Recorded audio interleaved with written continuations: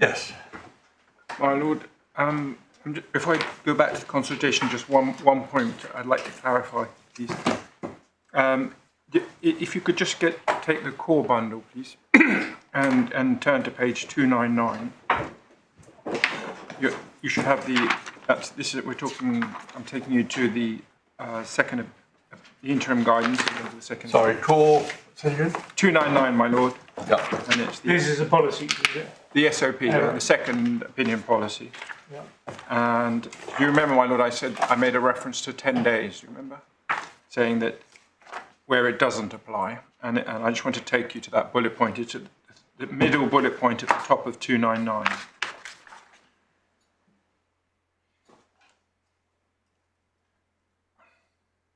Yep.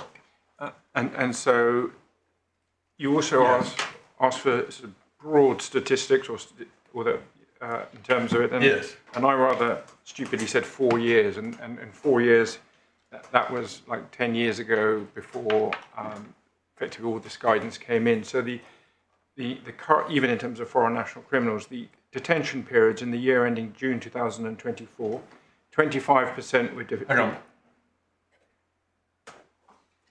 Year ending June 24. My Lord, yes. Yep. 25% detained for less than 7 days. 63% for less than 28 days. And 97% for less than 6 months. 97%. My Lord, yes.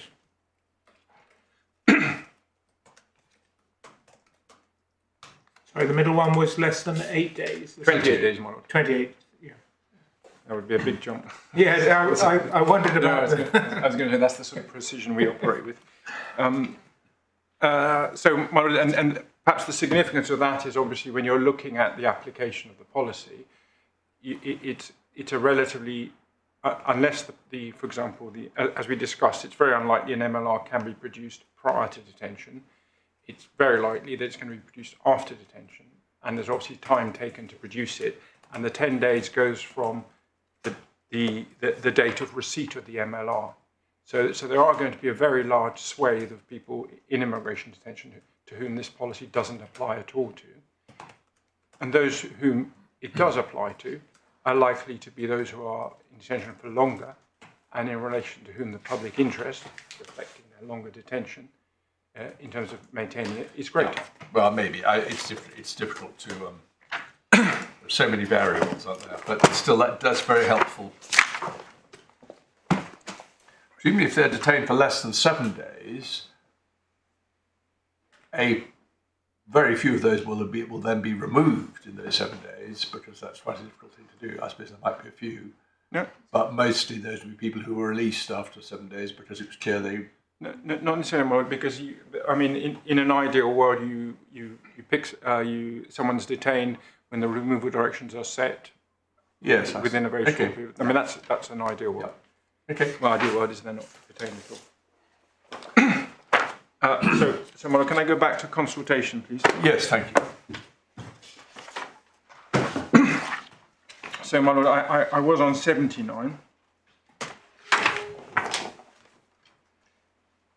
And I've made my point about key, what is meant by key policy developments. And then I'm just going to ask you to very quickly look at 21, because 21 says since 2018, second sentence, that they've been notified via emails. Yeah. Can you see that, Mode? Yeah. And the important thing is it's the emails relating to DSOs. Detention service orders. So the notification relates to DSOs. I need to clarify what I said about DSOs. I said earlier that sort of the formality of DSOs. To be clear, they're not a statutory instrument, but they're not guidance. They are instructions, so they are different from guidance. I'm not sure. Over the years, I've seen lots of guidances. I don't quite know what a DSO looks like. I don't need to see. What sort of thing are they? Well, they will often, they dictate sort of mandatory instructions in relation to, as opposed to principles in relation to steps that need to be taken by defined periods of time. Often they reflect contracts. We can provide you a copy as an example. Yes, this is the way it's phrased at paragraph. This is additionally. So 20 is about, paragraph 20 is about developments or changes in policy. And then 21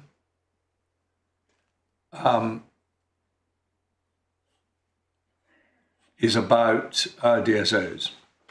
Yeah, but my lord, yes, but it's also the point that's made because the claimant doesn't limit it to DSOs, because you'll see the claimant sort of says we've got this obligation to be notified. Yes. And so I should try to make 2 points in one instance there. It's even if there is an obligation which we don't accept, it's actually the evidence relied on relates to DSOs and not operational guidance or anything. So, my lord, can I then turn to... So, but you're also making a point, notification does not equal consultation. Oh, absolutely. Yeah. And then, my lord, can I ask you to turn to 18. So this is the first example. And can you see it says May, June 2016? Yes. So that's where I got the sort of the starting point for the 15-year cut-off point, well, context. And then, can I ask you to look at page 81? Now, one of the points... Well, she seems to have started there because she's starting with the 2016 Act. There must have been policies about adults at risk, even though possibly not so named before that. Yeah, the answers were not told anything about what happened. That's right, Chapter 55 has been in place for years. Yep. 81, my lord, the top paragraph. And so this is the first. So if you read the first sentence, please. Well, what is this? So my lord, this is a description of... No, sorry, it says this is apparent. Paragraph 25, did you say? Yes, my lord, sorry. It says this is apparent. I just want to know what is apparent. Oh, to be honest, I'm not entirely sure what is apparent, but that wasn't what I was relying on this or referring to this for. The reason I was referring to the sentence is because it relates to, if you look at that, it relates to draft, well, that's referred to as draft statutory guidance, is in fact published guidance. And it was published on the 26th of May. So that's wrong. It should be, this is... Well, I'm just going to slightly explain because it's not entirely clear. So technically, because this guidance it's a regulation, so it's subject to negative resolution. So technically, as opposed to affirmative resolution, negative resolution, something takes effect when it's published. And it's correct to say that if you look at 27, it was only ratified by negative resolution later on. But it wasn't so much the technicality which I wanted to ask, but it was the fact that what the statement says is we've always been involved in and given a chance at a draft stage, whereas this isn't in reality a draft stage. This is an opportunity, if you're on their own case, when after it had actually been published. And if you go to the Home Office website and you look at this policy, it says, when was it first in effect? It says May 2016. So my point really is that there's no suggestion that prior to that there was any comment or discussions, and really at the highest, this example, it was something being published and comments being made. Which were ignored. Oh, to be honest, I have no idea. According to the evidence. Yeah. And then you see, so you well, I think you have to read from before. That's why I'm asking what this referred to. 24, the second half. It's our understanding between the draft statutory guidance being laid before Parliament. You say it's technically not draft, it's published, but and the regulations coming into force, there would normally be time for parliamentary scrutiny of the draft guidance included in the second, as well as time for feedback. Yes, Yeah, so that's the point that she is illustrating in paragraph 25, but in a sense that helps you rather than... Yeah. She's not saying anyone consulted us. Yeah, okay. And in fact, my lord, everything that she says happens after May is part of this sort of general process. And indeed, when you look at it, you can see that medical justice put in, for example, submissions to the House of Lords Committee that were looking at it. But that's not part of consultation with the Secretary of State, certainly not at a draft form. So the claimant it's wrong to say, well, all these examples, we've looked at all the papers and we haven't found one example where we weren't consulted prior to or at the draft stage. Can I just understand? Sure. I think you're explaining this is wrong, but paragraph 25 says the first version of the draft statutory guidance. And then paragraph 26 says the second draft of the guidance. And then paragraph 27 says the final draft was laid in August. So did all three things come into force, or what? Well, technically, they did come into force because once they're published, they're in force unless the negative, if and until the negative resolution. Is that, it's embarrassing at this late stage in my life, I didn't realise that. So statutory instruments of any kind requiring to go through the negative resolution procedure, they are operative before Parliament's had a chance, before the deadline under which they come into force has been. As long as they're sort of signed by the requisite sort of statutory instruments in terms of minister. Yeah, I don't say you're wrong. I've never really taken that in. I hope I'm not wrong. So to understand your case, A version takes effect in May, and that's superseded in July, and that's superseded in August. Yes, yeah, that's right. But my main point is, as you're well aware, you say A version took effect in advance of any. But I'm to be honest, I wasn't.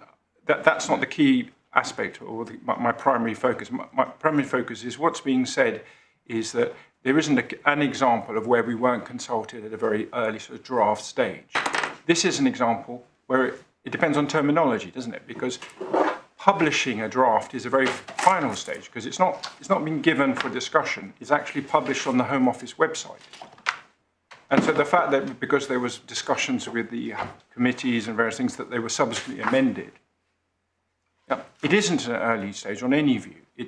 The draft has already been published, and that's why this is a very different example from all the other examples, which refer to drafts, not drafts that are published.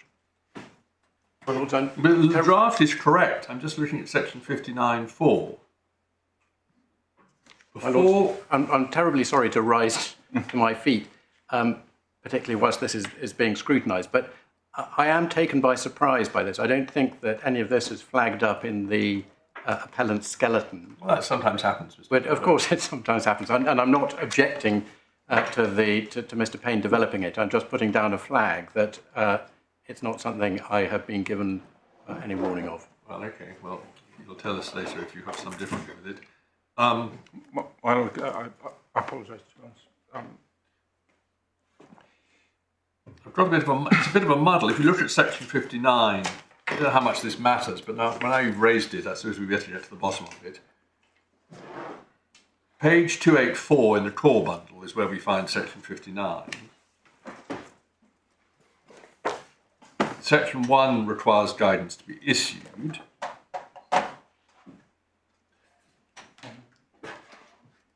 Paragraph 4 says before issuing guidance under this section, the Secretary of State must lay a draft of the guidance before Parliament. So she was right when she spoke about draft. Guidance under this section comes into force in accordance with regulations made by the Secretary of State.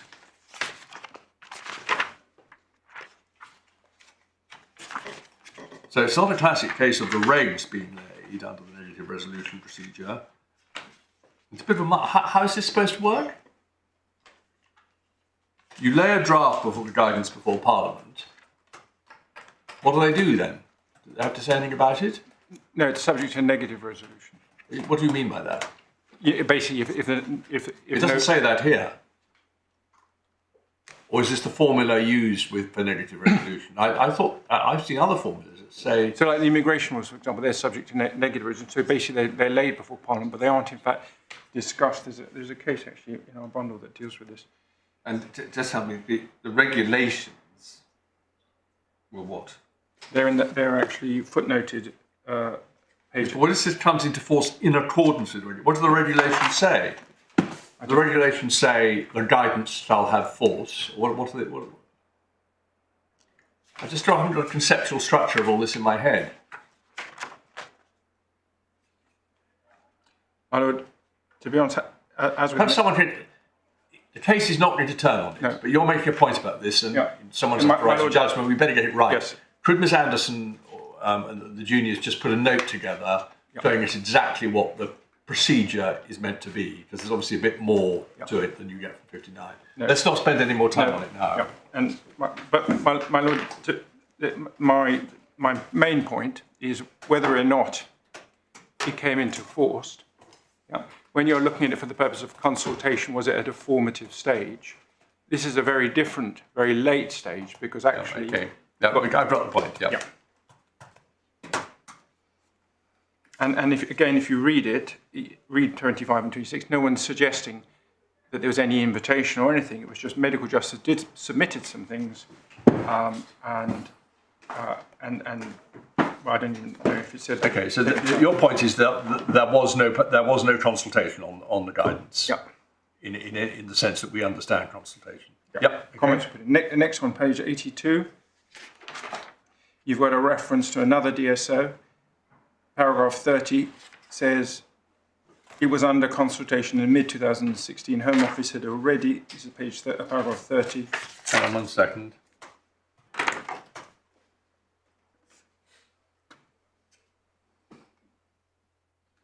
Yeah. So we don't know what that, I mean, it's just, there's no description of what is said to be a consultation there or anything. It's just an assertion. And then, but the key point I'm going to make in relation to the next three examples is that if you just look at 31 very briefly, you can see this reference to two cases. Yep, and the Home Office lost those cases. And so if you then go to page 84,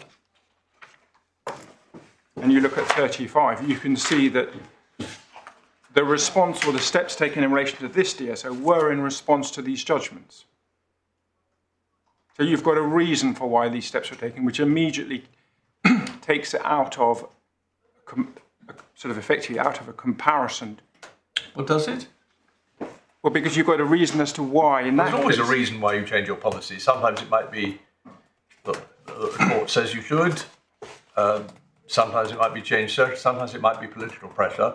The question is, when you're making a change of that kind, do you consult about it? Isn't that what matters? well, my lord, I would submit that when you're looking at whether there's just sort of a general pattern of consultation, in my submission, where the consultation is sort of triggered by an adverse court judgment, that's a distinguishing feature. You say it has to be tantamount to a promise. Yeah. And if you do something under compulsion, that's not promising anything. That's it. But that doesn't quite work, does it? What has to be promised is not that you're going to change the rules, but the promise is when we change the rules with a small r, we will consult with you about it. Yeah, absolutely, my lord. But So the fact that if the trigger for the change, as I just said, could be anything. But my lord, in the absence of an actual promise, you're looking at what the court's left with is a pattern of previous steps. Yes, and you're looking at that pattern. You're trying to say, well, is this an unequivocal promise in terms of every single change, or not? Beg your pardon, in terms of changes relating to the AAR policy, and in looking at trying to understand the pattern, where there are some of the consultations are clearly connected, for example, so not the outcome, my lord, but it's the actual fact of consultation is a response to a judgment. Yeah, that means that there isn't some sort of well, it's an example or a basis for thinking, well, actually, this isn't just some general obligation, or this isn't an acceptance of a general obligation in terms of the pattern, because the cases where effectively the Home Office is consulting in response to a judgment, that's why they're consulting in relation to that category of cases. I don't understand the logic to the fact that you might accept an obligation to consult about a change forced by a court order, by a court judgment, and a change which you've decided to make for other reasons. I'm repeating myself. I just want to make sure I've understood what your submission about it is. If there were a pattern that wherever there is a change in our policy, with a small p, not any technical term, we always consult with you or this particular group, why would it matter what had caused the change? If there was evidence that there was a policy that we always consulted, then it might be of limited relevance. If you're trying to work out from the pattern, whether effectively the Secretary of State's conduct was a promise of effectively continuing to consult on specific things, if the previous examples relied on to establish a pattern, so where they are explained or a response to effectively an order to do it, that's relevant in considering whether the Secretary of State, on a freestanding basis, that his conduct is designed to effectively create a legitimate expectation, a promise, an assurance that it would do it, even when there is, for example, no adverse judgment.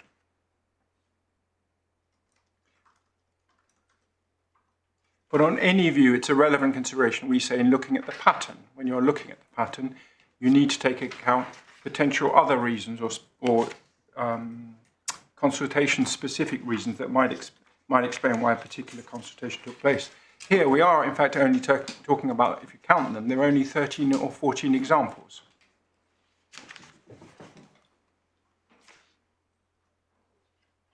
So, my Lord, to perhaps flip your question slightly on its head, if every single one of the examples was in response to a court order, then it's difficult to see how the Secretary of State's conduct could amount to a promise as to what would happen in the future where there was no court order. I don't understand that. Okay, well, my Lord, I'll move on from that point. My Lord, if you could then turn to 86, this is an adults at risk policy, 2018. And at 43, you have a reference there. It's again by reference to a judgment. And that in response to a judgment, you can see if you read 43 that the views are requested. And then 87, if you look at the top of 87, you've got a reference to Mr. Cheeseman, who's from the Home Office, proposed meetings to receive feedback. You can see that's the top sentence. Mm-hmm. And then the next sentence, paragraph 45, says, on the basis of that consultation. So you can see that there is consultation in terms of what is being referred to is very unclear, because if it's just a meeting for feedback, and that's what seems to be referred to before, that isn't in law. We would submit a consultation. Why not? Well, just to attend a meeting for feedback. That we would submit lacks What's the purpose of what feedback means? Giving your views on a proposal so that the government can decide whether it wishes to amend or alter what it was proposing to do. Sounds like consultation to me. Calling it feedback. But my Lord, if you doesn't make it less consultation, does it? Well, we would submit it. It does in the sense that if you're talking about consultation as a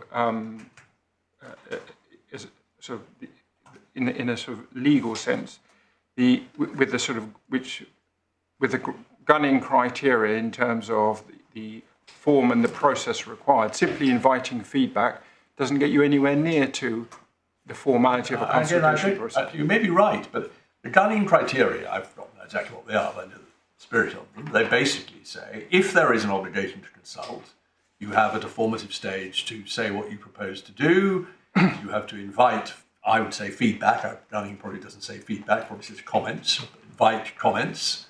and then give them conscientious consideration. Isn't that what was happening here? Well, Why were they asking for feedback? because there's an ongoing engagement, as we'll see, between the Home Office and NGOs in general about policy development. But how does one tell the difference between ongoing engagement, asking for feedback on policy changes, and consulting about policy changes? You say, oh, it's not consultation in the legal sense, but consultation in the legal sense is only putting forward proposals and asking for comments and considering them conscientiously, isn't it? Well, no, my lord, because What's the difference? Well, I would submit it's the greater formality of a consultation process. Yes, I see. So if I say to you, provide me, here's a draft, you can provide me any comments you want. You don't have to, you can just provide me any comments, just like that. That we would say doesn't amount to a consultation process. It amounts to engagement.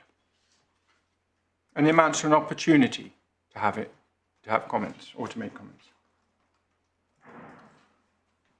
But when you look at challenges to the fairness of consultation process, the focus is on far more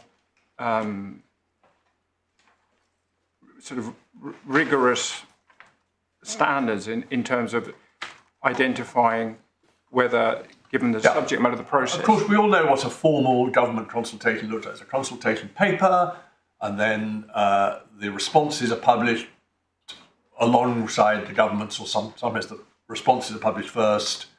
Sometimes then the government's response to the responses is published later, or sometimes they're done together. But that's a very formal process. But you were saying that's the only form of consultation which there can never or ever be a legal obligation to. No, I'm not saying that, but I am saying that there does need to be a degree of formality and a degree of process addressing the particular issue that is being considered. So, for example, you, my lord, said when I spoke about the NASF process. Well, that's 30 love down. When you look at when we get to the document, when you look at the NASF process, you will see that the key thing, it's a forum, because and it's a forum where a whole host of issues are ventilated. But the idea that there is that sort of somehow creates an obligation on the Secretary of State to consult in relation to all the matters that are considered within that forum, or to ensure that matters are considered within that forum, we would say it is wrong. Well, if that's all there were, that you might be right. But what's being sought to be established here is a pattern of coming to the forum, or to people in the forum, and saying, here's what we're thinking of doing, please let us know and we'll think about it. And, well, we're leaving aside the evidence point, but simply providing drafts of things that will or are likely to be implemented at a later stage, and thereby an opportunity to comment, we say just lacks the necessary formality for... I may be sounding more sceptical than I am. I'm just trying to test what the difference is. How do you formulate the difference? But I think you're more or less accepting that at one level the process is the same. Here's something I'm thinking of doing. Can you please tell me what you think about it? And I will think about your comments. And you say sometimes that will be consultation, but sometimes it won't be. And that's relevant if you're looking at it's been happening regularly, whether it creates a legal expectation. And I'm just trying to find the touchstone as to how you tell the difference between the one and the other. You say, well, one will be more formal, but I don't quite. It has not been labelled consultation with a capital C, or no. Well, the label we say is irrelevant. It cuts both ways. To some extent, these are called consultations. But Yeah, okay, but if the label isn't determinative, how can I tell the difference between this process when it's only engagement and feedback and this process when it's consultation? This may be, I hope it won't be because it's always this may be a leading case on consultation. It'd be useful to have some sort of test on how you tell the difference. All right. Well, Milo, can I was going to take you to, can I take you to an authority or two on this? Yes, sorry, Mr. Payne, you know what judges are like. I'm putting these points to you in my head. If you want to come back to it later in a disciplined way with the authorities, I'll stop. No, if I was able to answer it coherently, I would. I'm going to rely on someone else to answer it.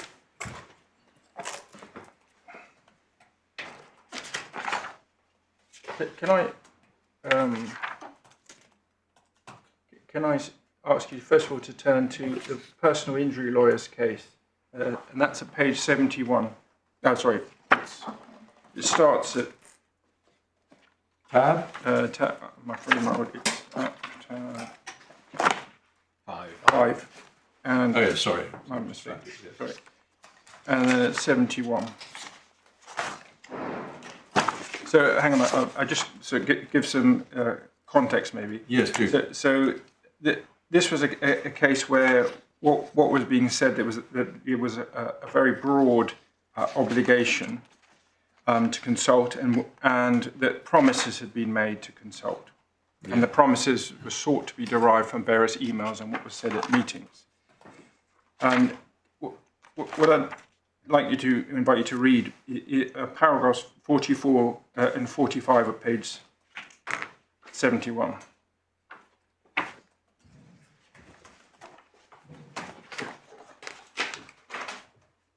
And 45, first sentence, my lord, maybe answers the question you posed me. Thank you very much.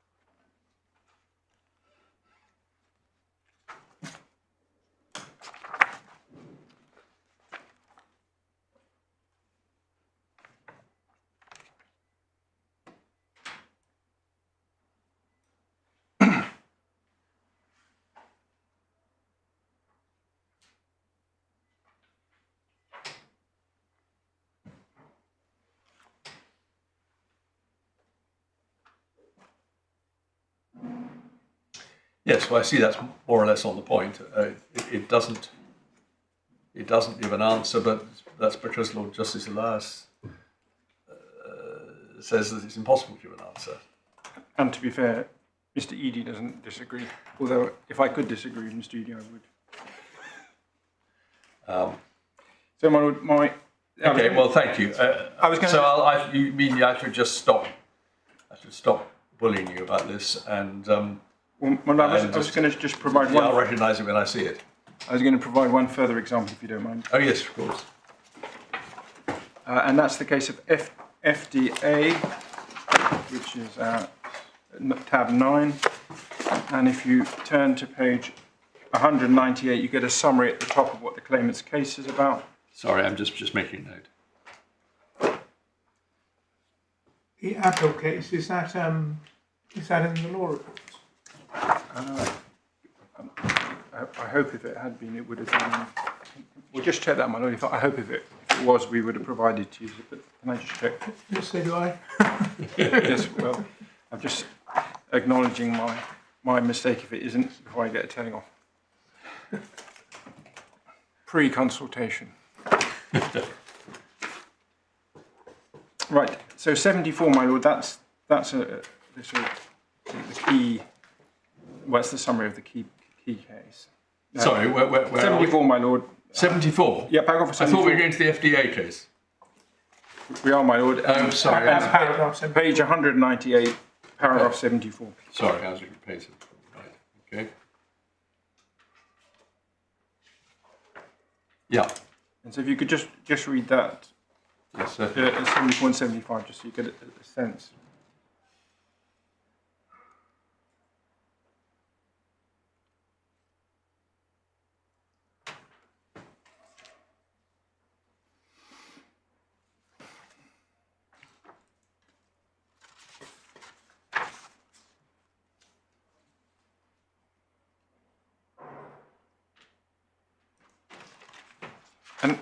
Sorry, I haven't finished reading. Yeah, no, my mistake.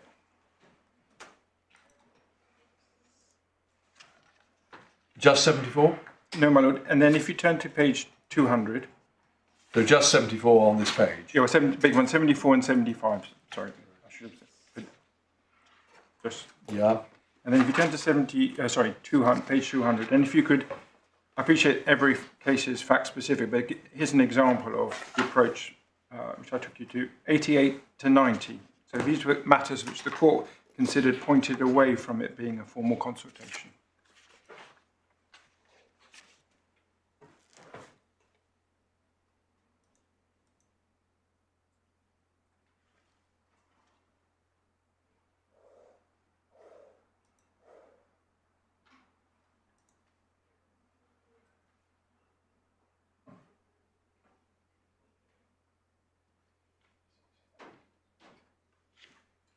Just 88? So I beg one, no, it was 88 to 90.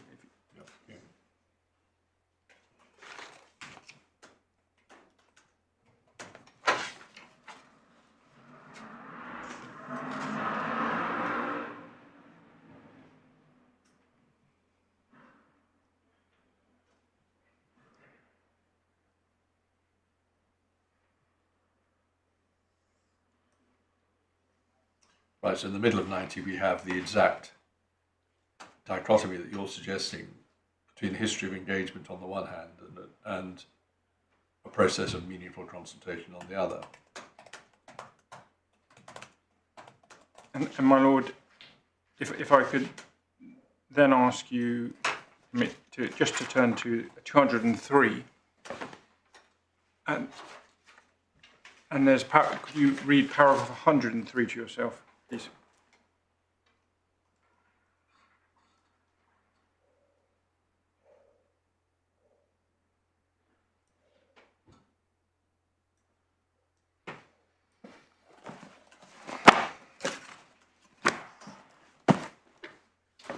Can I just ask you something about the law on this? If one goes back to paragraph 74, I mean, the whole basis that you will have a practice of consultation might mean that there's a duty to consult in a specific case is because there's a legitimate expectation of that.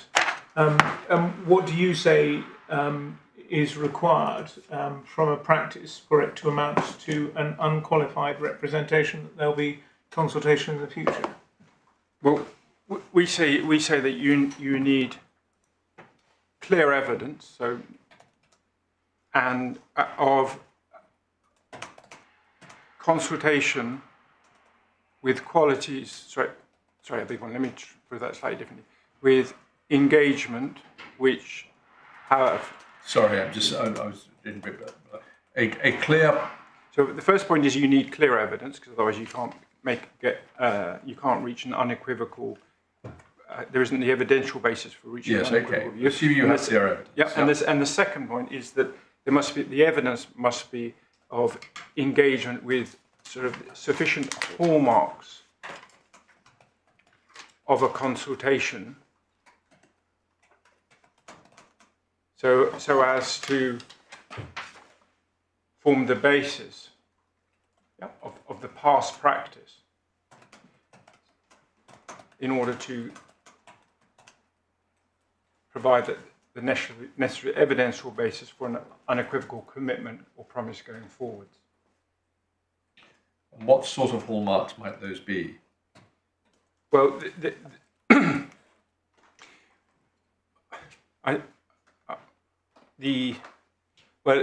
examples of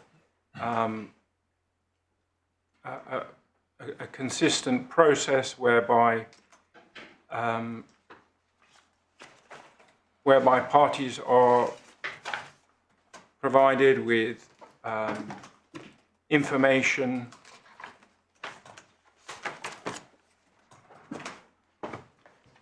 and with information at an early enough stage, but at a stage where there is a concrete proposal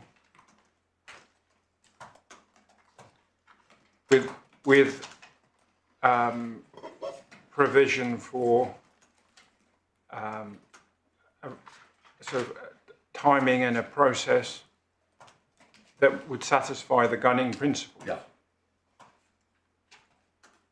I mean, in one way, maybe my Lord, because it's so difficult to define, is that if you're looking, we would say this, I think, if you're looking at evidence of engagement, which when you look back at it, yeah, there's not a sufficient evidential basis for saying, well, these are sort of gunning compliant.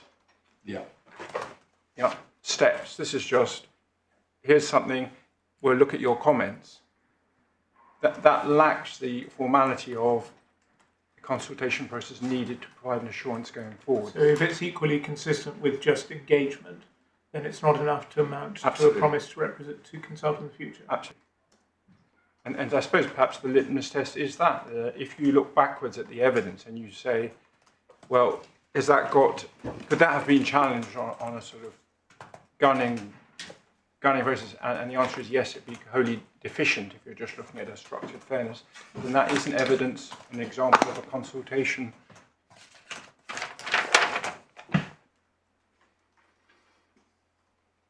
But it does tie into, and I know I've sort of slightly made this point, but it does tie into the need for evidence, because you do need enough evidence in relation to each of these points to make that assessment. Yeah, no, I take the point. Thank you, that's extremely helpful.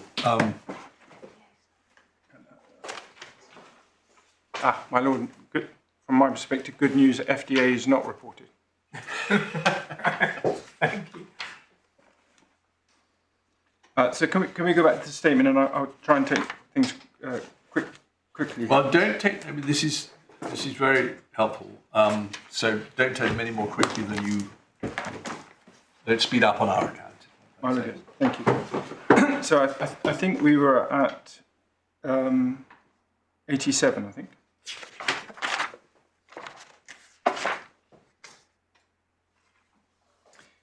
And if you so this was another example of engagement, we say, as a result of a judgment. And when you're trying to sort of look at the formality of the process, if you look at 48,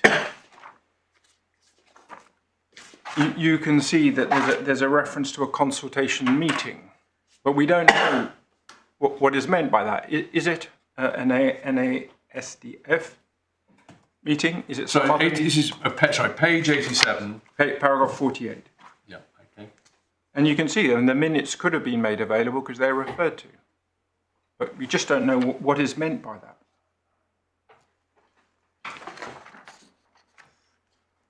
And then does he even say this is a meeting of the detention subgroup? No. So we just don't know what that meeting is. And the word consultation is just, I mean, that's an insertion, but it's not for the witness, who obviously couldn't have attended because they're in 2018. You need to see the underlying document. If you could then turn to 89, and I appreciate the limitations of this point, but 53, you can see that this consultation was done in response to a settlement, a specific term of the settlement of a claim. So your earlier example, where there had been the court cases, there was no court order. No, I think that's no. But there had been a court order requiring effectively identifying faults. Yes. Faults. So that's a fair point there. It wasn't in response to a court order, but it was in response to the judgment. This is actually in response to an order. Yes. Well, an agreed order, a settlement order. Do we have a copy of the consent order? No. So the best evidence we've got of the consent order? Is the paragraph, my lord, at 53. Thank you.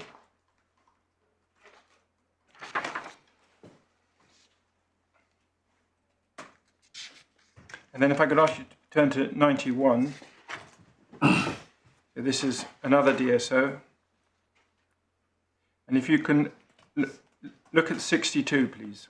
So along with other NGO stakeholders, we received a draft copy of the DSO for consultation some months before.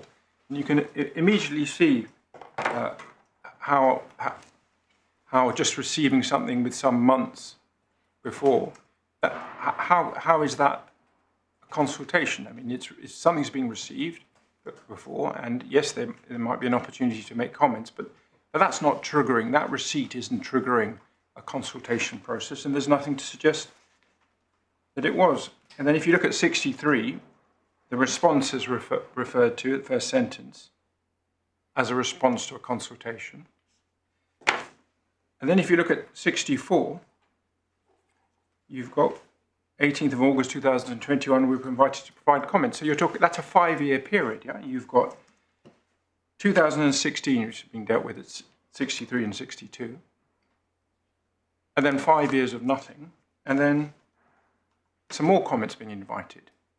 But that, we would say, is no evidence at all of consultation.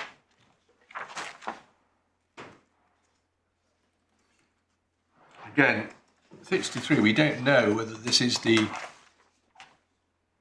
DSG subgroup, sorry, the detention, what's it called, the detention subgroup, or do we? I don't think so. Where it is, I've tried to point it out, but I might have missed it. No, it doesn't, well, Mr. McCulloch can tell us later if we yeah. But you can, so 2 points, and also 63, you have deals with, and I'm not asking to go through any detail, but it doesn't suggest there were changes. And then 65, which is after the 2021 comments, he says there were some changes. First sentence of 65. And that's why I took you to the FDA case, where the point was made, well, just because there are changes doesn't render or doesn't make the previous, what happened previously, a consultation. Then you've got the next DSO, and if you look at page 93, the top paragraph shows again that this is again in response to the Court of Appeal judgment, a Court of Appeal judgment.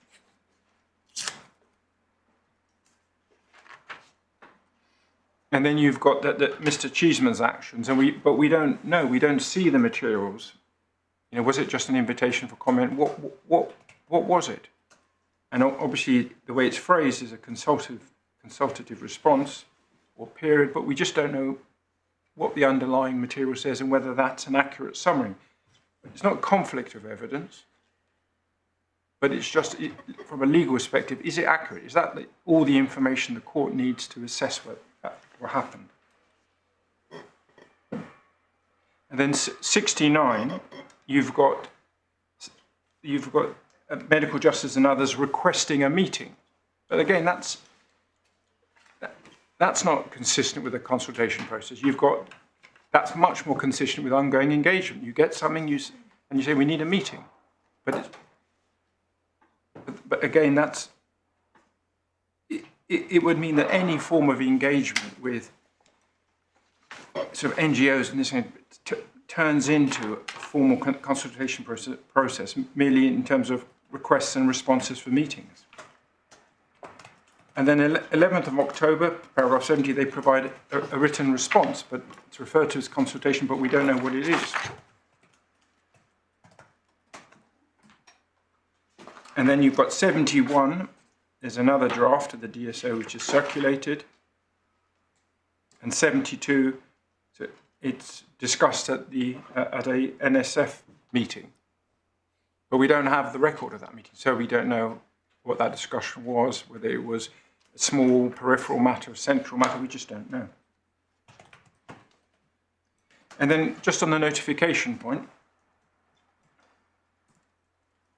There is criticism made of the notification also in the judgment. If you look at 73, it says a further NASF detention subgroup meeting took place on the 23rd of July. And then if you look at 2 sentences down, we were notified by email of its publication on the 24th of July. So the notification was after the NASF meeting. And also, I think you've got the point, but it's actually a DSO, so it's notified to the DSO consultation. So it's that process in relation to DSOs.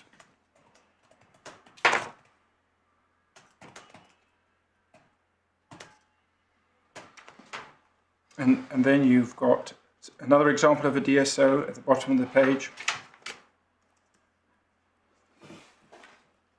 And you have a DSO being,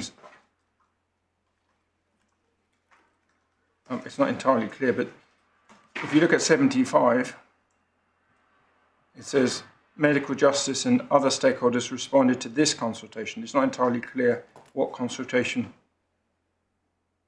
we're talking about, but anyhow, that's the assertion made. And then at 76, it says the next year. Oh, well, it is clear, insofar as the previous sentence says that the draft was circulated for consultation. So when it says responded to this consultation, it means the consultation on that draft, which is described incidentally as operational guidance. But you say DSOs and operational guidance are different animals. Yeah, but I suppose perhaps not very eloquently. The point I was making was that what it says is it was circulated. Yeah. So you can circulate something for comments, and well, she says it was circulated for comments. I mean, you're doing this regularly. I quite understand why, but you're constantly saying she says it was for consultation, but we can't be sure whether it was for consultation in the strict sense without seeing the document. But I think in circumstances where there's no response to all this, we've got to assume that it was described as being circulated for consultation rather than just her label, haven't we? Well, my lord, I would I would say that that's not correct. I would, I mean, obviously, my lord, you might not be with me, but in my submissions, the label, without seeing the underlying material, well, perhaps your better point is well, maybe it did say for consultation, but we can't tell whether it was gunning type consultation. Yeah. Yeah. But I suppose my other point, my lord, was I think slightly more is that just to get something circulated in 2016, you don't know when, you don't know on what basis, you don't know if it was a short period of time, long period of time, you don't know if it was the day before. You have no sense of what in fact happened.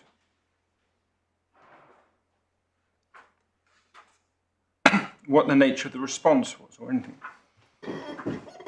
And then you have at 76, you have a year later, the Home Office consulted on another amendment.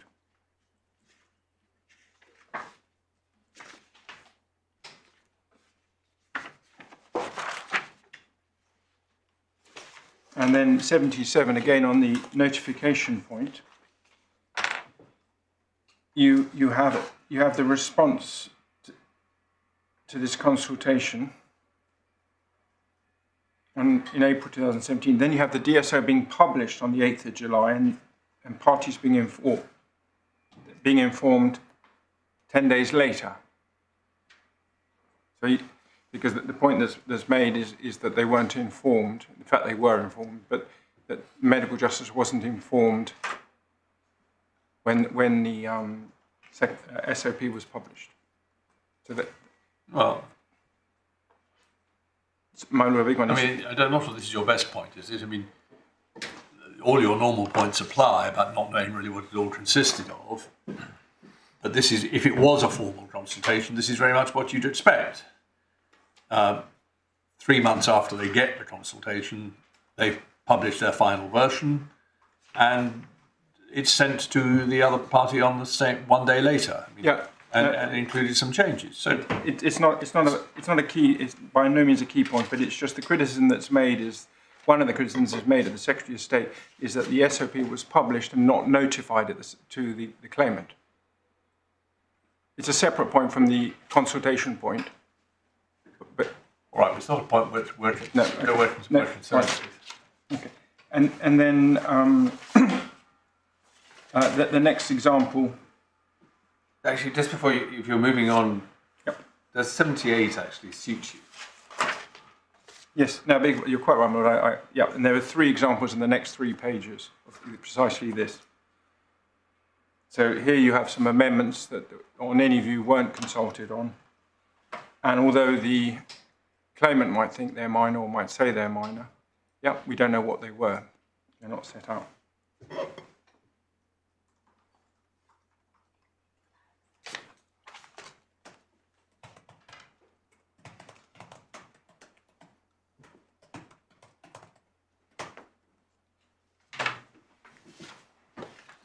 And then 79, my lord, it's a DSO, and this time the phraseology used in the first one is circulated a draft for comment.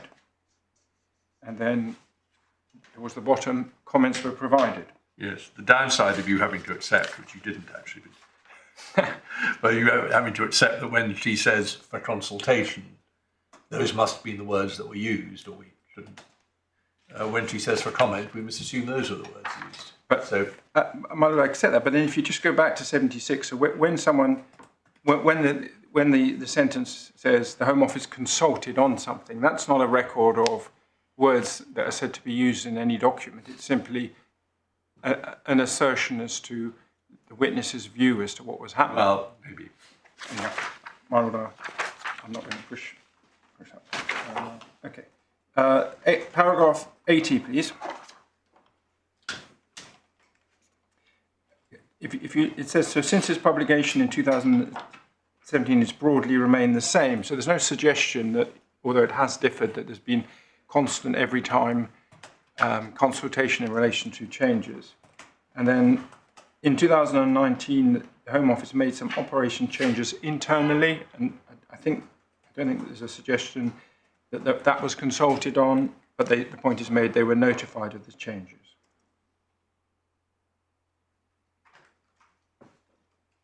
And then 81, that's another DSO. And then if you look at the last sentence, again, what's being said is a draft DSO was circulated.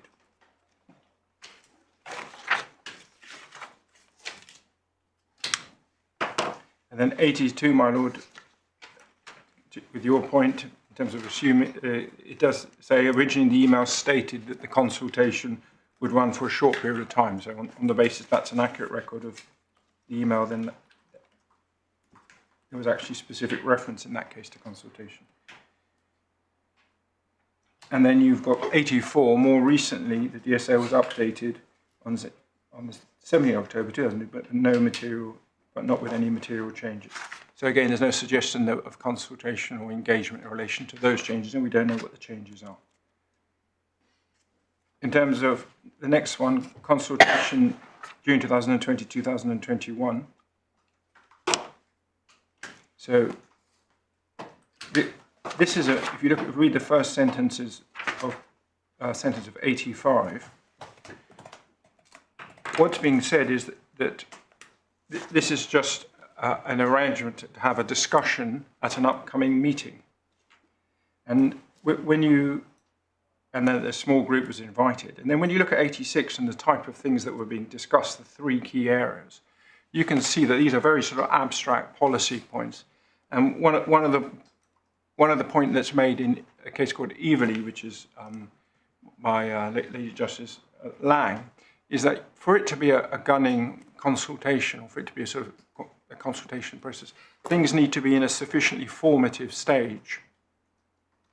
So some sort of concrete proposal, in order for it to fall within a consultation process. And I can take you to the case if you want, but it was a case about voluntary consultation, and really what Lady Justice Lang said was, well, actually things were too ephemeral at that stage to really amount to a consultation. And if you look at 87 and the first sentence, it's all about discussing proposals.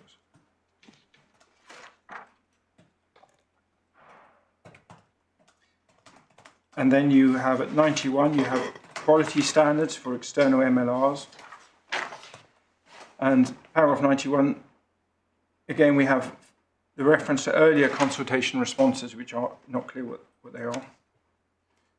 And then there's the second sentence says, stakeholders, including medical justice, were invited to feedback. I think it's to provide feedback at a meeting on the 4th of December. So we don't know, we have no record of the meeting, but again, just inviting someone for feedback, we would say, falls the wrong side of an example of consultation. And then 92, following the meeting, invited stakeholders to submit written requests. Again, if you look at when we go to the minutes of the two NAS meetings we have, you will see that really it's what's being given is things are being provided with an opportunity to make comments, but which is. And then you have from the next two pages are all about concerns medical justice had about the proposal. And then if you look at 103, paragraph 96, it says these points, and these points are the concerns, were raised with the Home Office during the consultative process, which lasted for effectively a year. But there's no evidence of any form of process that lasts a year. It might be the period in which comments were provided, but that is, we would say, totally inconsistent with some form of targeted consultation.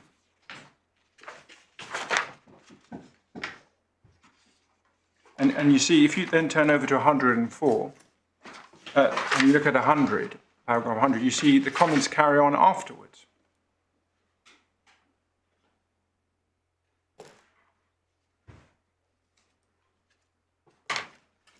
So what? Well, because effectively, my lord, although there's a rather arbitrary line has been drawn between saying it's a consultation process June to May 2021, in fact, the comments just continues. It's just an ongoing engagement. No, that's not inconsistent.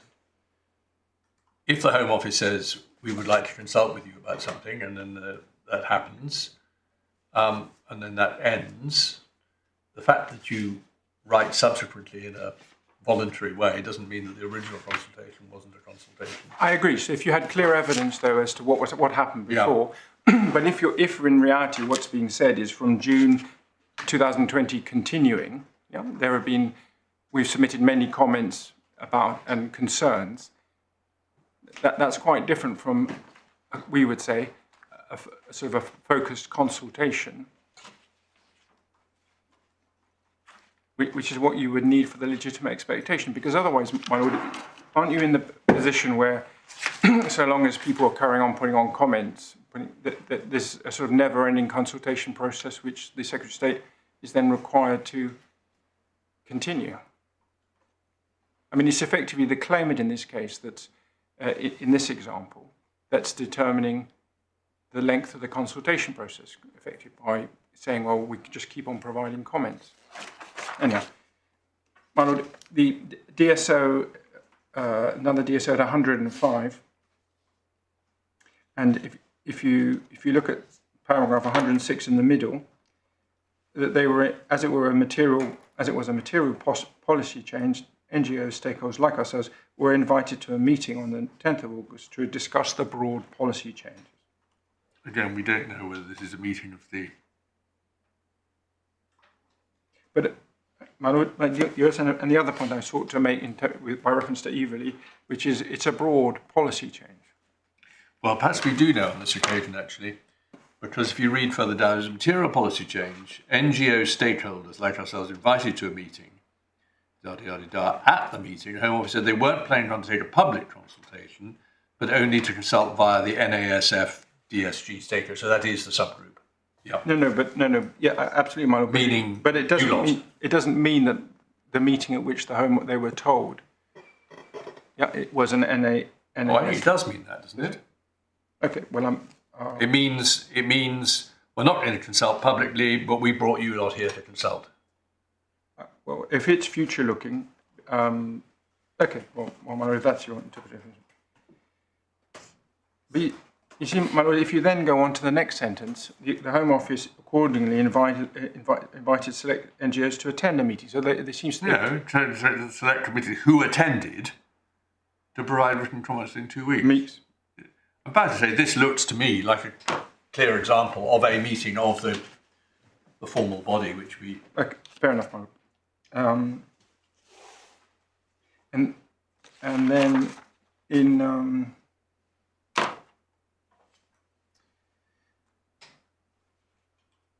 And then if you go just turn over 100 and page 100. Clearly didn't make this.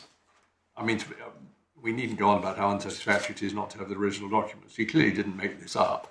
That must be a quote from or intended to be a fair paraphrase of something that's actually in the minutes. Home Office stated they were not planning to undertake a public consultation, but only to consult via the subgroup. Okay. My lord, paragraph 108. You can see though that this was by reference to regulations, so not operational guidance.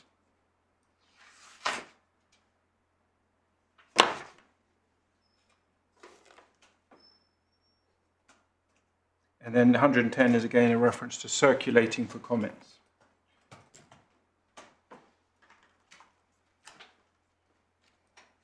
And then you can see, at the bottom of that paragraph, there's a reference to a subgroup in the NASF detention subgroup in September 2022.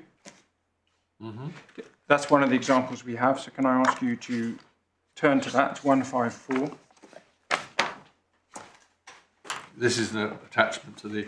My lord, yes. It's very odd.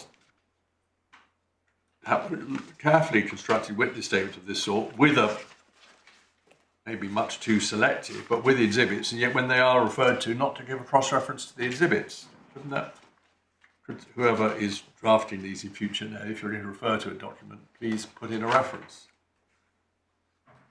Anyway, yep. So 154. So here you have some minutes. I'm not going to ask you to read it through at you now, but please, could you read it at your own leisure? Happy to do that, but in order, what you say we'll get out of it? Yeah, I'm going to make a few. My points, please, are so you've got an example at 2.1. So review actions, and the first one from para 2.3. Here you have an example of something involving medical justice. And that sort of interaction, the same at the bottom, paragraph 3.14. So which page are you on? My lord, 154, and it's review action 2.1. This is going through the minutes of the previous meeting. Yeah. And then you have an example at 155 at the top, paragraph 4.3 of setting up a meeting, and actually this is, as you can see, driven by the respondent. 4.1. And 4.1. Where's 4.1? Okay, anything else? You've gone to 4.3. I've gone to 4.3, yeah. Do you want 8.3? So this is all interesting, but... Yeah, and my lord, this is 4.3, my lord, I would draw your attention to, because this gives you some sort of idea, because you were saying, do we have any evidence of numbers and constant changes? So if you look there, you've got 60 DSOs under constant review. So, can you see that? Who is FH? FH is it's the Home Office. I can't remember what she's called. Beth, is it Beth? Frances Hardy. She is Home Office. Oh, I see. Yes, sorry, we've seen her referred to above.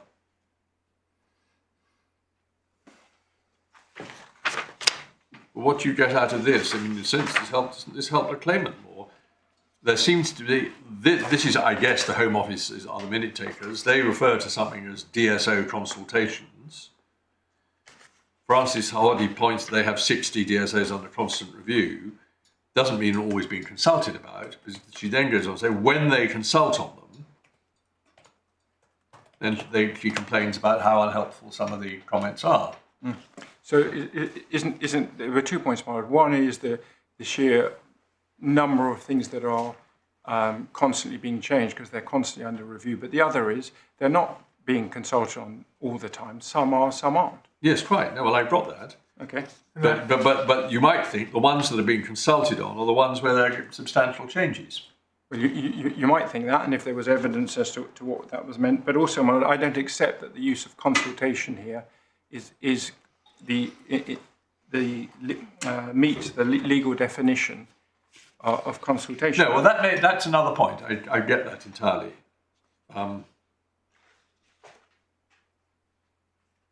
But further down, it's described as the DSO engagement process. Comments, yeah. But I suppose the thing, my lord, is if you're going to impose an obligation on the Secretary of State and say, look, you've promised to do something and you've then got to comply with that assurance, I mean, you need to, with respect, consider the context in which that obligation might arise. And it's not one or two, even though they've only provided 13 examples. This is 60 DSOs continually being reviewed.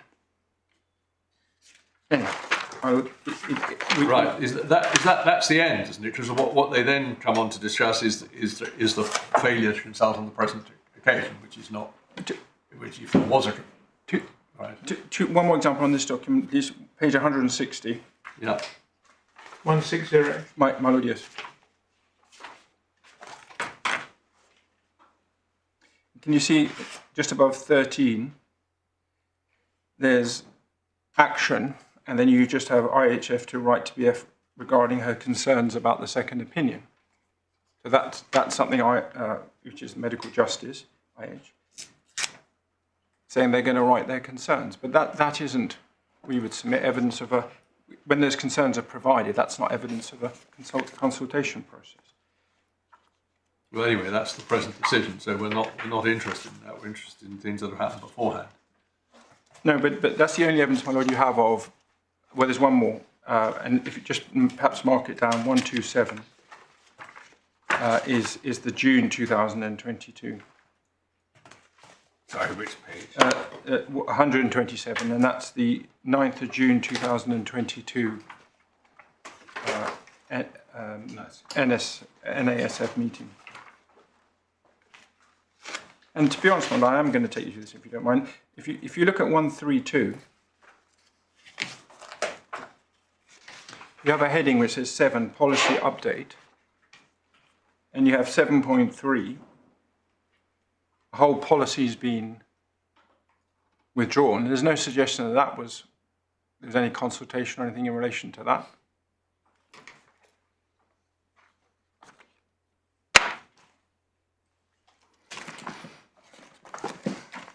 This is the interim COVID guidance. Well, yes. Might have helped if there was consultation on it anyway. I think we've got about 7 cases involving it. Oh. Well, I'll feed that back. Sorry, that was... No, I know. My lord has special responsibilities in the Court of Appeal for all these cases. So he sees them all. I hope it doesn't harm my consultation argument. No, there wasn't consultation. Yeah, no. Okay, can we then go back to the judgment, please? Well, and are you going to take us any point to what Mr. Ledwidge Madsen said? Well, actually, because it's very scant, and I accept that. It's actually dealt with in the judgment. Okay, if it's sufficiently dealt with, I think it's just seeing it.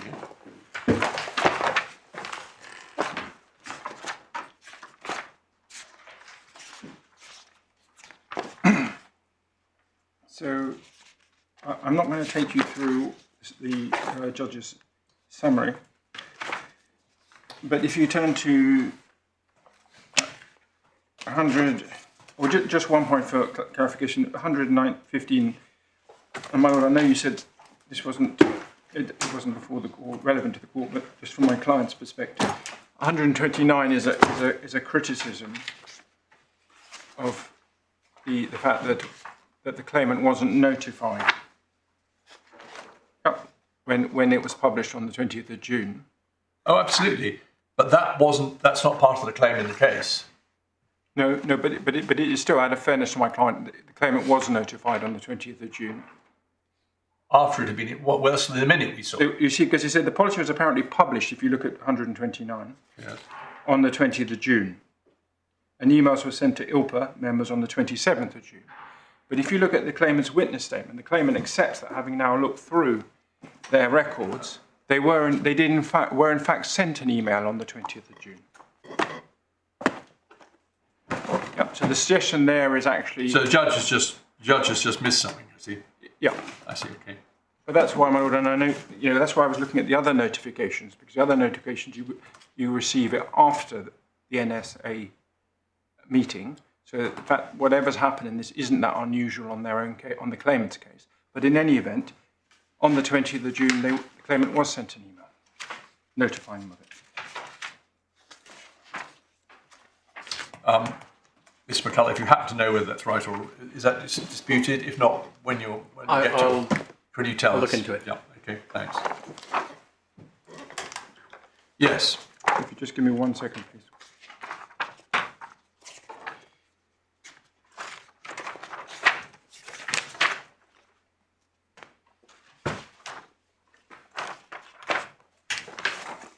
Marlon, could you just go back to 107 in the supplemental bundle, please?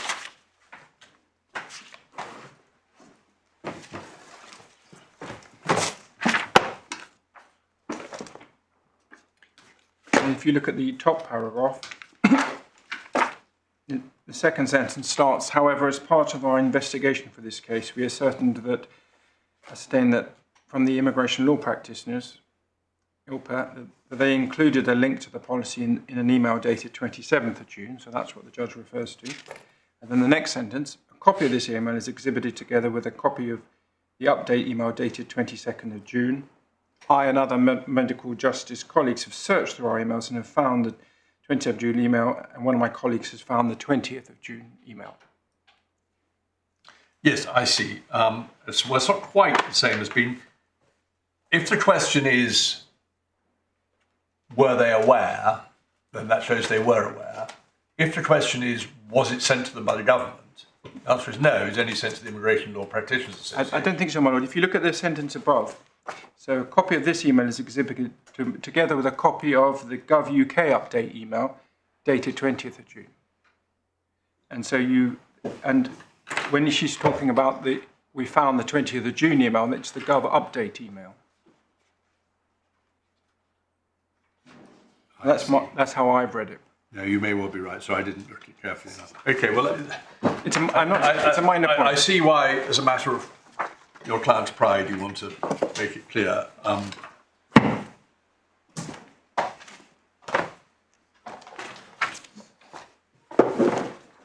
Mr. McCullough, that looks pretty conclusive, but... Yeah, my lord, certainly. Well, your junior isn't so sure. I read it in the same way as your lordship, and so... Right. Well, let's see. But so we shouldn't spend time on it. Yeah, where are we going to go now? So then can we go to 118? This is the Secretary of State's evidence. And it's 143 and 144. And so the paragraph 143 and the underlined passages, the Secretary's witness says it's not accepted that there is an established practice on all operational policies. And then the judge says at 144, it doesn't amount to a categorical denial. Well, my lord, it certainly was intended to be, and it's pretty, we would say, emphatic. Whether what weight you attach to it, it certainly, we would submit a categorical denial. And then for reasons that aren't entirely clear, the Secretary of State's witness ability to make such a denial is then questioned. And I think it's questioned on the basis that the opening paragraphs of the witness statement says he hasn't looked at the anecdotal evidence of the claimants by Miss Hanley. Does he use the word anecdotal? I think he does, yeah, I can take you to it, but I have to confess it is slightly disparaging.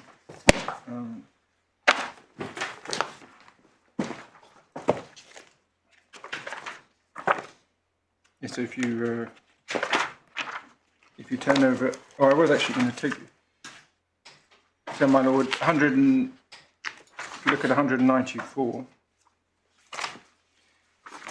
at paragraph 3, it says, whilst I've been provided with documents filed in support of the judicial rule by the claimant, I understand the various witness statements containing comment, opinion, and anecdotal material not helpful.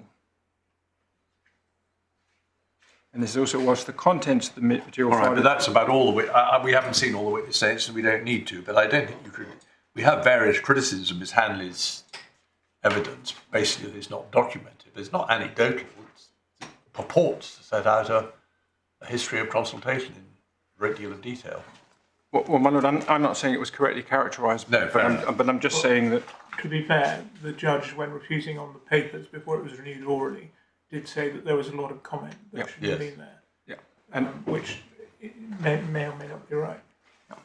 May not have been referring specifically to Ms. Hanley, because there were three other claimants' witness statements, weren't there? There were, but I think it's not an unfair position to take that a lot of Ms. Hanley's statement doesn't really relate to consultation or anything, and a lot of it is negative comments about, or concerns, let's put it that way, concerns about substantive concerns which weren't for the judge. Well, anyway, let's not get bogged down in this. No, whilst you've got that statement open, could you read paragraph 44? Sorry, paragraph 4. It's not to do with the consultation. I'm sorry to take it out of order, but I forgot to take you to this. And that relates to the point that I was making in relation to the substantive policy, which is whilst the SOP process is being undertaken, it's not like a suspension of consideration.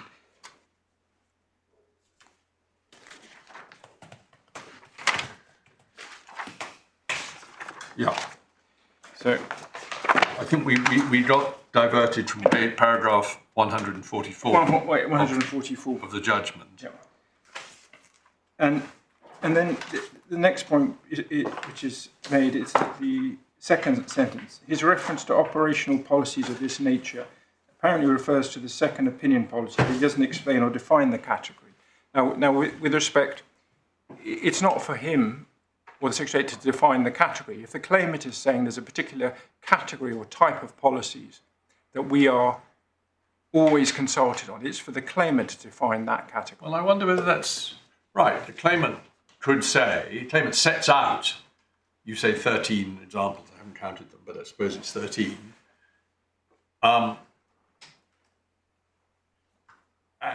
And says these establish a practice of consultation about things like the second opinion policy, which is the actual policy in issue. Isn't it for the Secretary of State to say, oh, well, yes, we may have consulted about these things, but they weren't, we don't agree that they're like operational, they're like the second opinion policy, and explain why. They're only operational policies because ... Well, we would submit that it's for the claimant to identify what they say are engagements in relation to like policies. But the other point I was making, my lord, is that the example you've given me, and you say, well, can't the claimant say we're always consulted on policies like the SOP? Yeah, and so, well, what the witness is criticised for is saying that operations like the SOP we're not consulted on, and what more could the witness have said? Because that's the sort of broad definition the claimant's relying on. Well, he could have said the second opinion policy is an operational policy of category X, which means whatever it means, whereas the operational policies referred to and relied on by Ms. Hanley are all in the form of DSOs. He could have said, but he could, and that's perhaps the point that's made in the next few sentences. Yeah, that he could have provided this additional. But the criticism, there is nevertheless, my lord, a criticism of the way, in the context of categorical denial, what's being said is he hasn't really denied it because he hasn't really explained what policies he's talking about. Whereas what is clear he's tried to do is to try to respond to the claimant's case that in relation to operational policies of this nature, i.e. like the SOP, he doesn't accept that there is an established practice. Now, obviously, you make, with respect, well-founded criticisms or in the context of the opportunity to provide more evidence and to better explain that. But we know that for whatever reason, the view was taken, that perhaps from the permission grant, that the evidence wasn't going to be dealt with sort of substantively, consultation by consultation. And then 145, the Home Office witness points out the difficulties of having such having such a consultation obligation imposed. And then 146, the judge says, well, he's again sidestepping the issue because it's not all policies, but that rather begs the question, well, what policies is it, or are we talking about? And the difficulty there is, if you're going to try and identify the policies which you are talking about, then you then have to go back to Ms. Hanley's evidence. And what are the policies there, other than, well, I mean, there are obviously DSO, some references, there's some to regulations, but what are the examples in her statement that give you enough clarity to work out what the Secretary has to do going forwards? 158, my Lord, the judge adopts the approach you said. 158. Paragraph 158, effectively just saying that Ms. Hanley's account he accepts as prima facie accurate, so in terms of the, if it's a reference to consultation. And then, my Lord, so the meat of his reasoning. So if we start at the top, 122. So you have the point that he doesn't actually, the Home Office witness doesn't actually contradict Ms. Hanley's account, including her frequent references to consultation. And we say, applying the case of Everley, that the label is legally irrelevant, and that should be taken into account. Does Everley really say it's irrelevant, or merely that it's not decisive? No, it says it. Well, it says it's. I think it says it's legally irrelevant. I hope I've got that correct.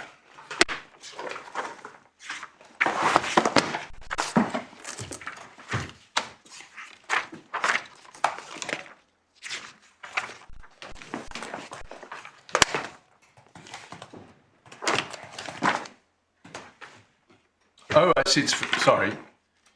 I was thinking it was a first instance decision of Mrs. Justice Lang, but you mean this is a Court of Appeal decision with Mrs. Justice Elizabeth Lane. Oh, my pronunciation. Sorry. Let's get these things right about one's colleagues. No, yeah, absolutely. That's in fact why she is Elizabeth Lane rather than Lang, because there was too much confusion when she was at first instance. There we are. Which is the relevant paragraph? It's 81, page 294.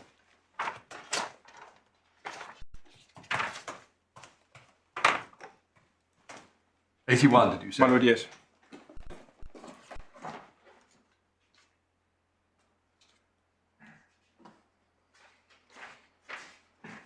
Oh, well, that's not quite saying it's irrelevant. It just says there's no magic in it. Doesn't it say, the next sentence, my Lord? For that reason, the repeated use by the disability unit of the word consultation are legally irrelevant. Oh, I see. No, she does. I'm sorry. I didn't read far enough. Well.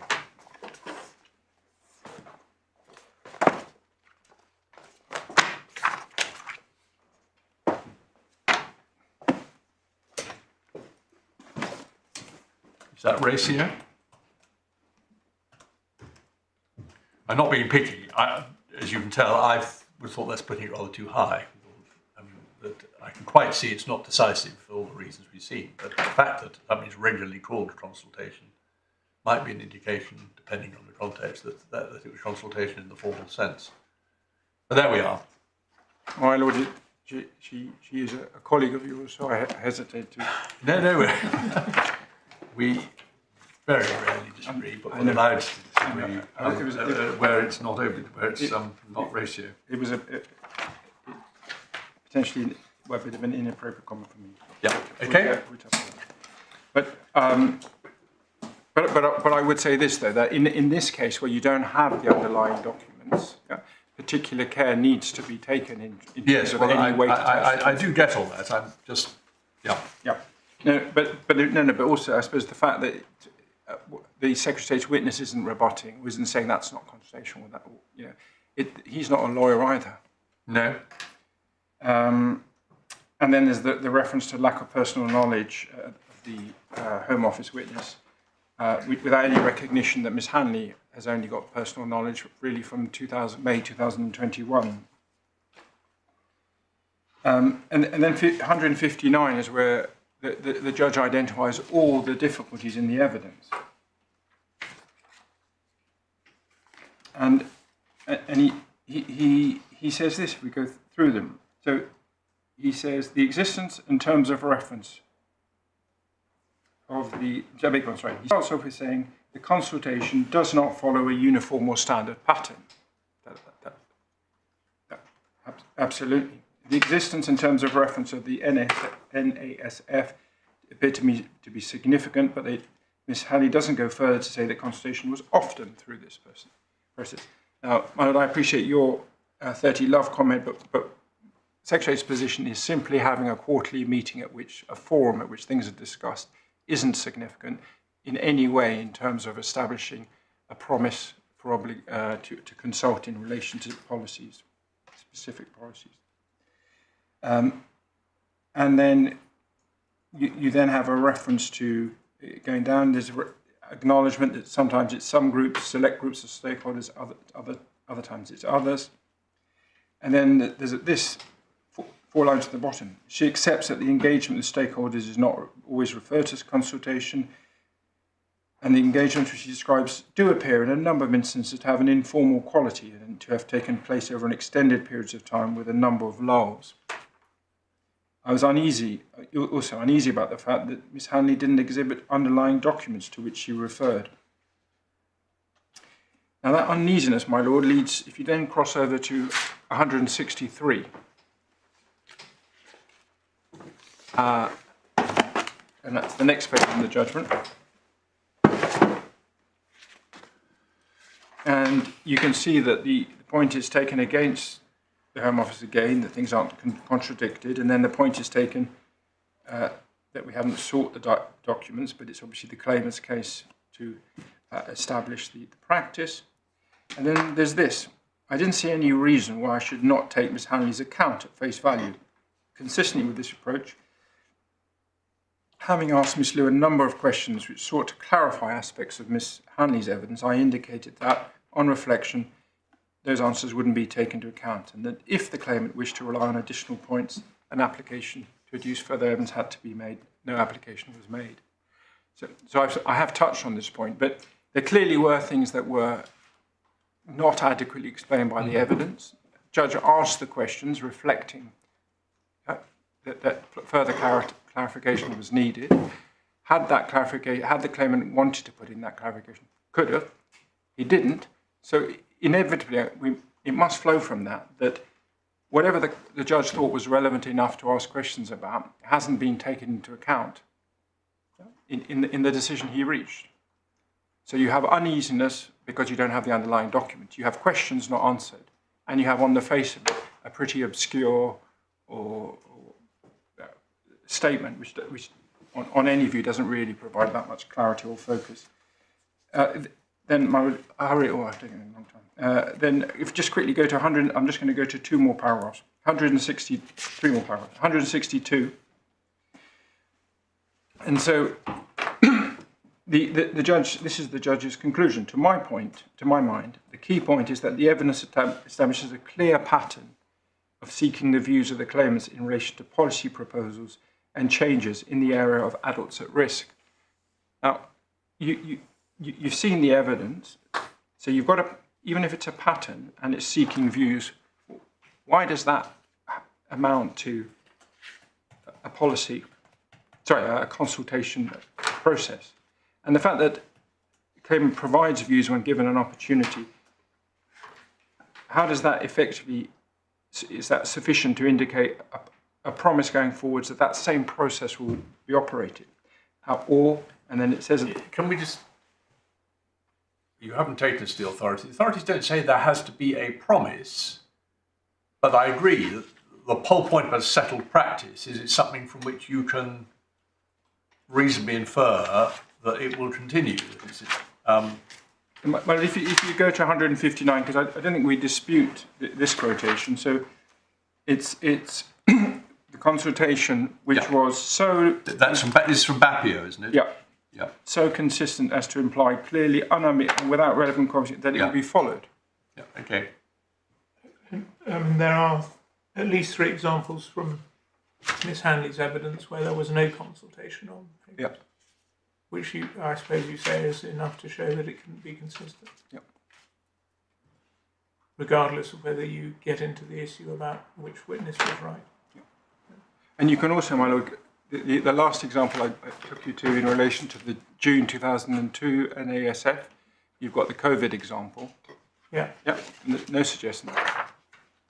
And then you've got all the DSOs, 60 of them. There's no suggestion they've been involved in all of those.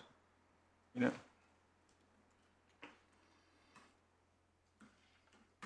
But also, well, my lord, in terms of 162, broad compliance with the gunning criteria. Well, how can you say that? I mean, when you look at the amount of information you've been provided in relation to each of those examples, how can you possibly be in a position to say that the gunning criteria were complied with?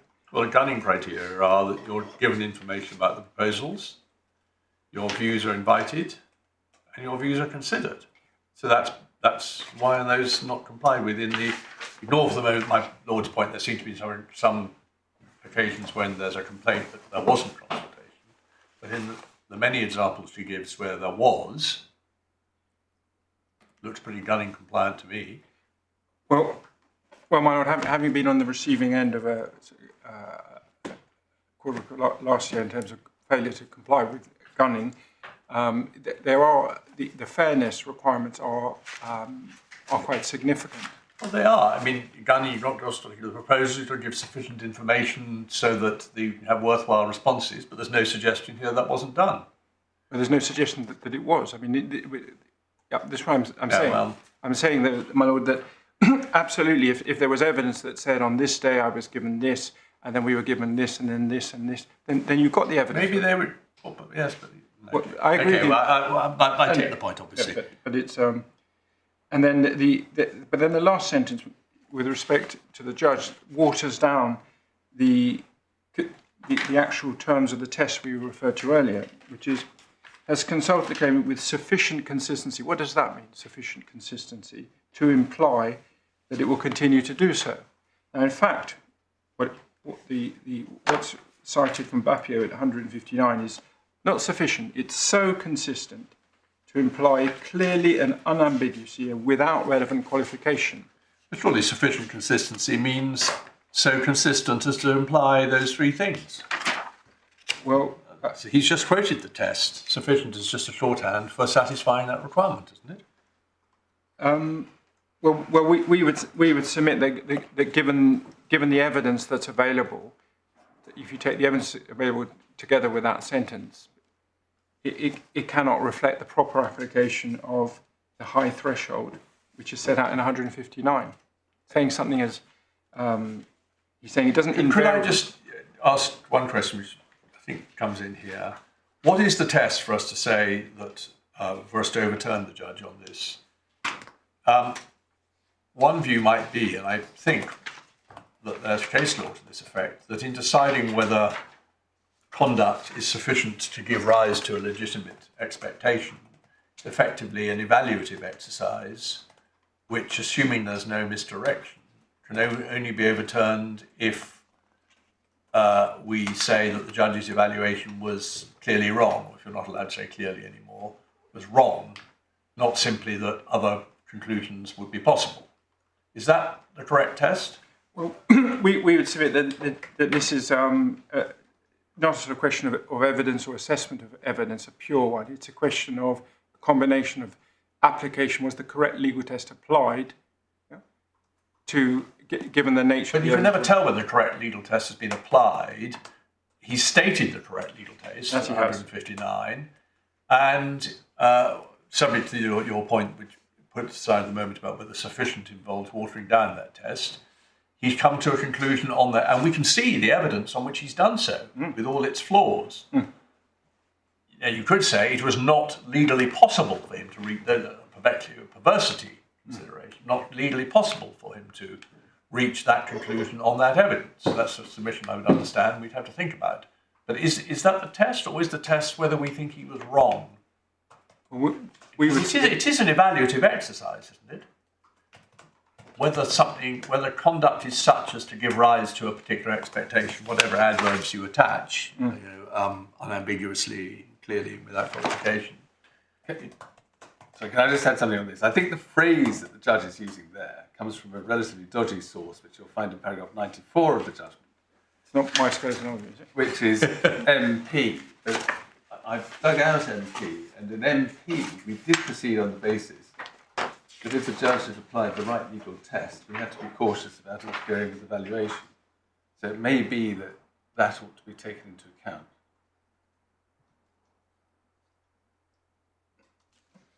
No, yes. Well, might I, because it's a bit late in the day, might I just deal with that point tomorrow morning in terms of the legal test? If I hope you'll be sitting down by tomorrow morning, but we will still be going. Yes, all right. Yep, and my Lord, you'll do it in your reply. Well, I'll obviously let Mr. McCulloch can deal with it. And then I just have two more points to make, because if you then look at the basis, so you've seen the evidence, my Lord, but going to the judgment, and what did the judge find? There was 162, so you've seen his conclusion, and that's based on 160. And that's the entirety, really, of the analysis of the evidence. So he says, Miss Hanley's statement for over 15 years, well, I've dealt with that point, consistently respond to consultations, but there isn't evidence as to what happened for the first 8 years. And then this is quite an important point, my Lord, because if you look at what the consultations is being referred to there, it's not about the AAR policy, it's about immigration detention, healthcare arrangements, management of risks to and safeguarding of detained persons. It's a very broad issue. It's a very broad sort of policies which are being referred to. And then you have the next sentence. So which paragraph? Which are we on? I'm still on 160, my Lord. 160. 160.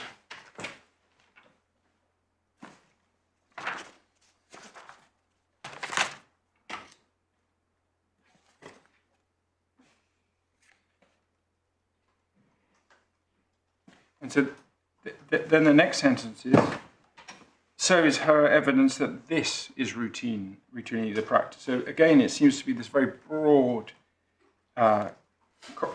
description. But does that matter if this falls within the broad description? It does, my Lord. Can I say why then? If you go back to 138, so page 117,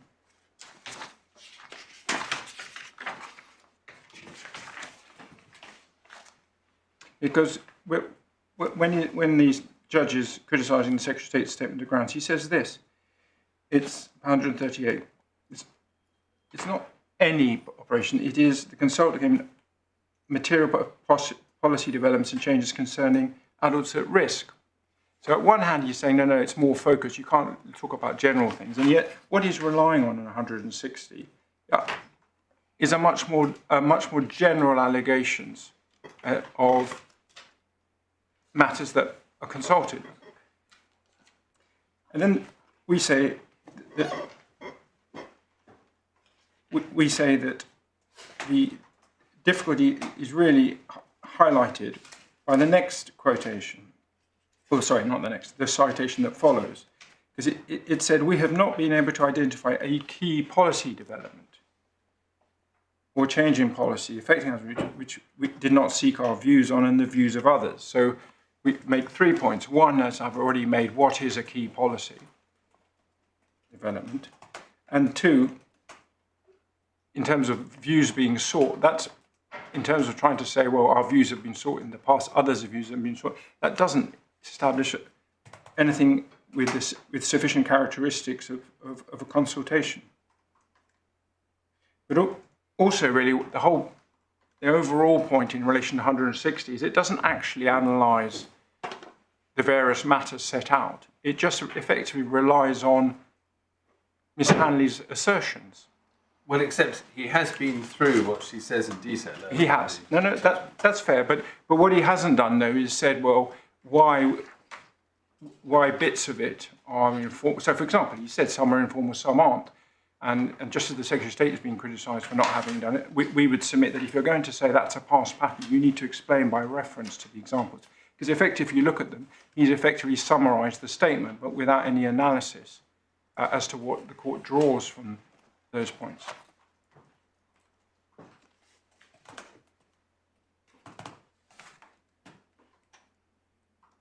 And I was going to just take you to Bapio for 1 second, actually, because it's this it's this lack of clarity as to what the Secretary of State is has promised to do in terms of policy.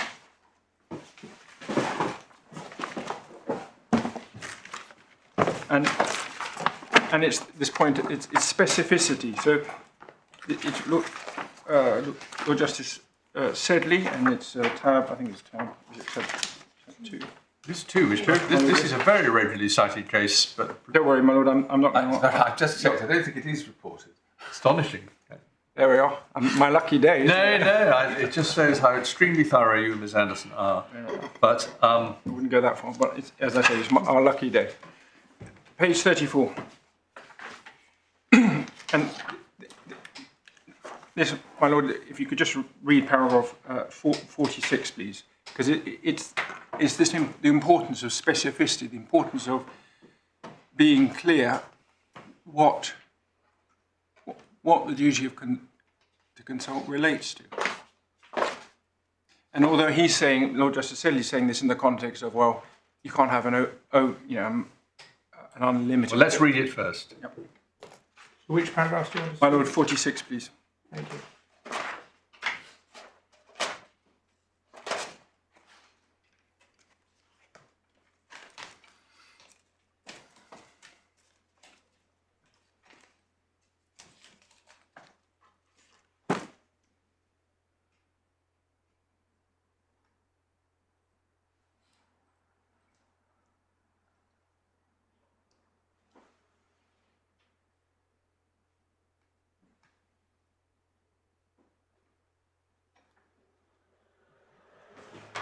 Well, yes, but it's a rather different point, isn't it? Well, my lord, could I just ask you to look at 47? Yes. In the middle of that paragraph, there's a sentence that starts, we would have to, for example, determine whether the duty contended for...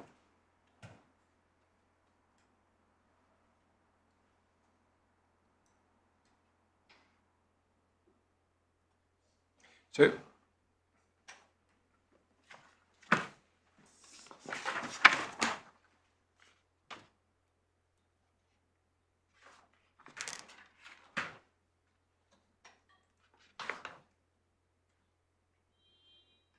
Yeah. so my point really... Sorry, go on. No, you go. No, well, make your point, but before we leave Bapio, can I bring up one other thing? If you are about to leave Bapio, so perhaps I should bring it out now. If you go to 39,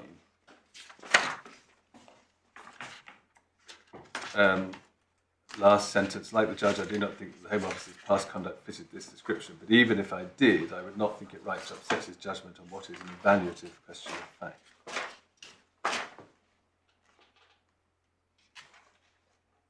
Which is really a question for tomorrow morning rather than now.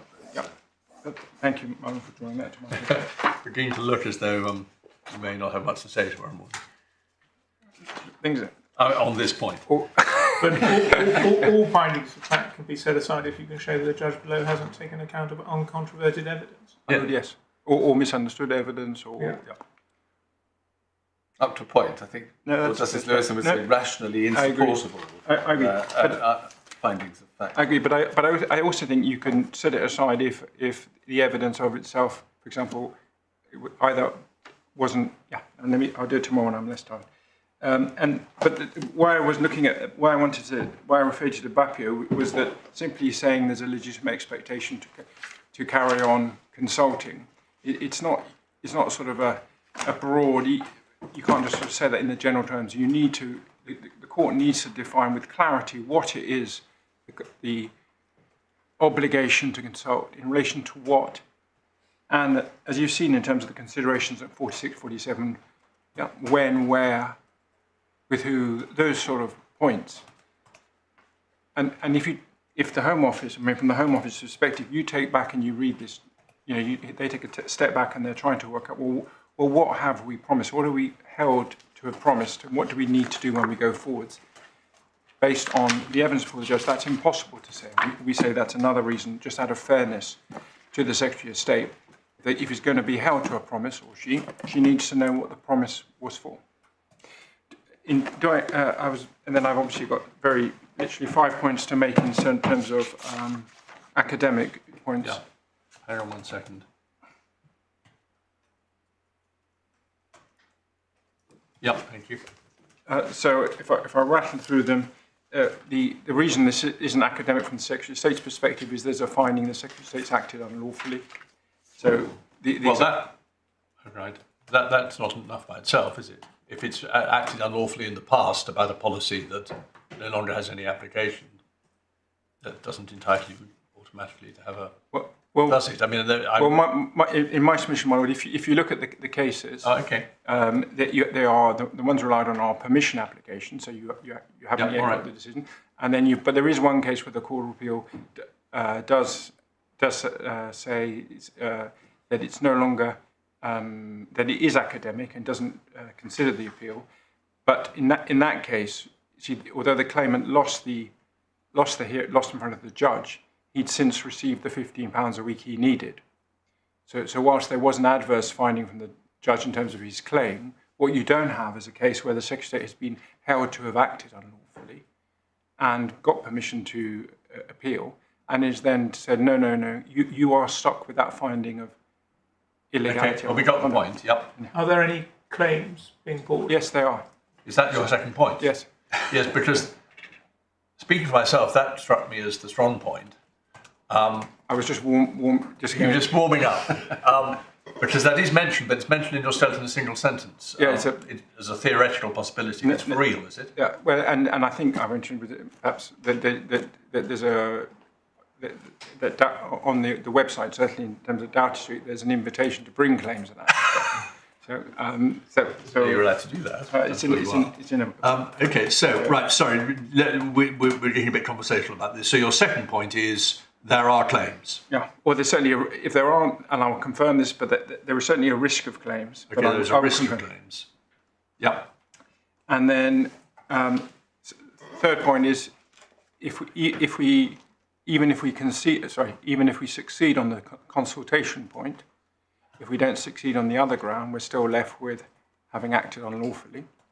Yes, this is really only about ground one, isn't it? Yeah, it is. Yeah.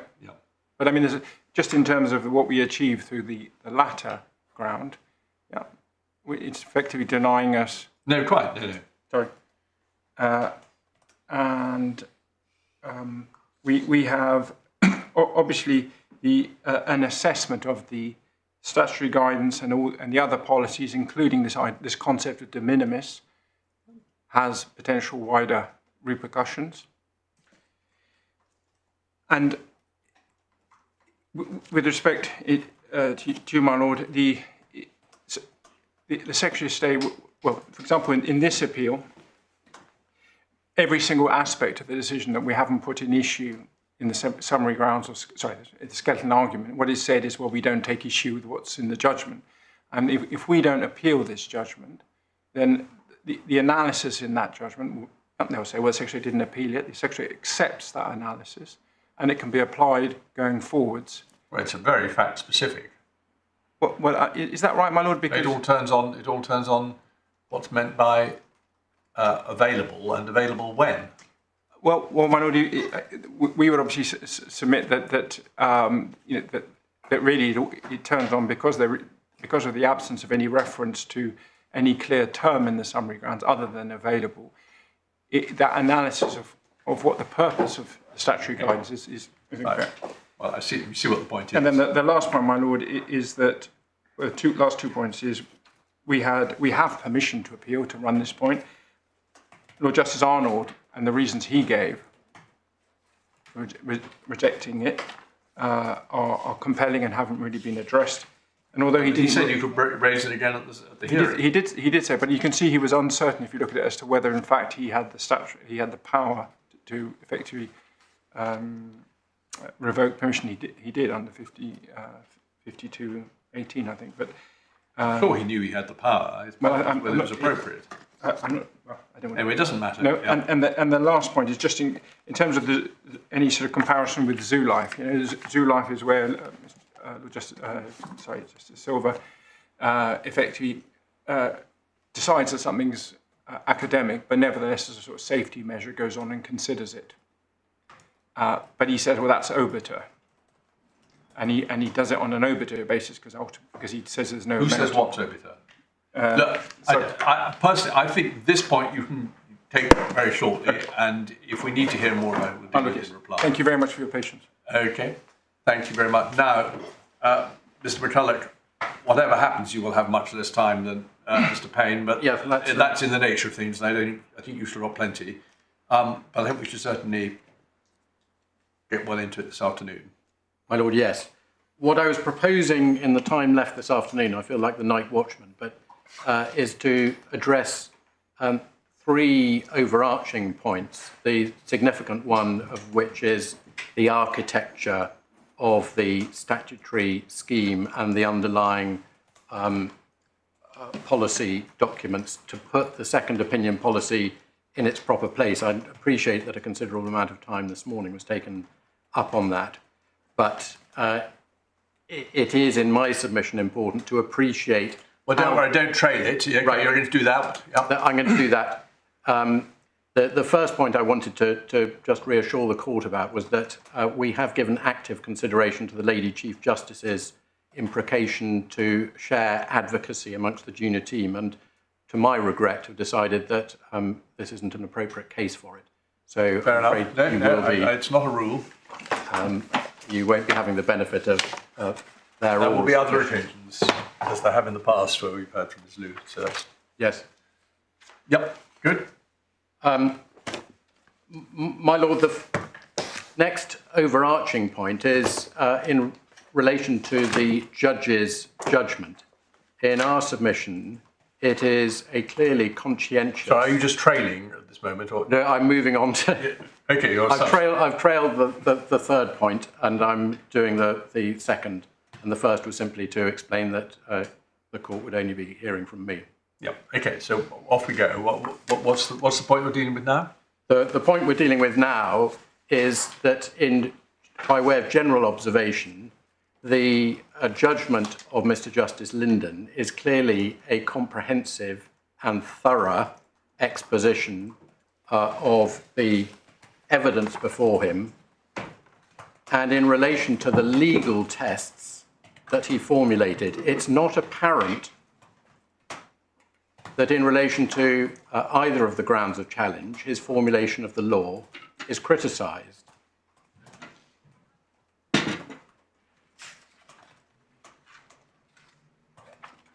It is, we submit, a conspicuously careful review of the evidence, both in relation to the statutory scheme and the underlying guidance, and in relation to the evidence in relation to Ms. Hanley. And your Lordship suggested that a summary or a nutshell guide to Ms. Hanley's rather lengthy statement was required. And without trying to sidestep that, in my submission, that's exactly what the judge provides. He gives, through an extended period, the extended passage of his judgment, a summary of the relevant parts, and goes on to formulate the law in a way which Mr. Payne has indicated is not criticised, and reaches what, and it's my primary submission on this has been preempted, is what we submit is an evaluative judgment applying the correct test. Well, that may be true on consultation, but it's not really true on ground one. My Lord, Is it helpful to make these general observations? I mean, or at any rate, to develop these general observations rather than in the context of the two grounds? well, I mean, otherwise we get into a risk of some certainly, points going to ground one and some going to ground two. yeah. My Lord, I don't seek to go further than that. It's Okay, thank you. commending the judgment as a conspicuously thorough and careful, both in relation to the law, which is apparently not criticised, but also in relation to his review of the facts, which on ground two, as I shall come to, is an evaluative exercise. My Lords, as far as the architecture is concerned, you have been taken This goes specifically to ground one. We're really specifically to ground one. Okay. And also to the academic point, because it is necessary Yeah, to understand I how understand different the landscape now is. Your Lordships will appreciate there is the statute, section 59, which requires guidance, and that's the statutory guidance that we spent some time looking at this morning. The key points that we highlight from the statutory guidance are the stated presumption against detention, and I'll come back to this, but just for the note for this stage and given the time, paragraphs 3, 6 bullet 1 and 13 emphasise the presumption against detention. And we dispute Mr. Payne's suggestion that the statutory guidance is not to do with process. In our submission, it clearly is. One can look at paragraph 7 onwards, but 7, 8, 9 by way of example demonstrate that it is setting out the parameters, the detail of which admittedly will be in non-statutory guidance, but it's setting out parameters in the statutory guidance that's been approved by Parliament pursuant to section 59.4. So which para were you referring to in particular? You said 7. 7, 8, 9. 7 to 9. By way of example, it feeds through the latter part of the statutory guidance.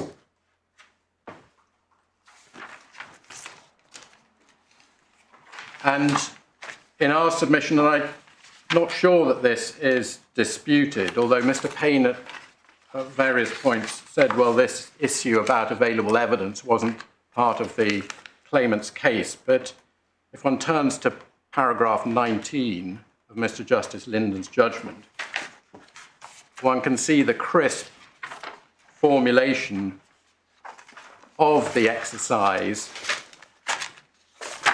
of analysis which he goes on to perform.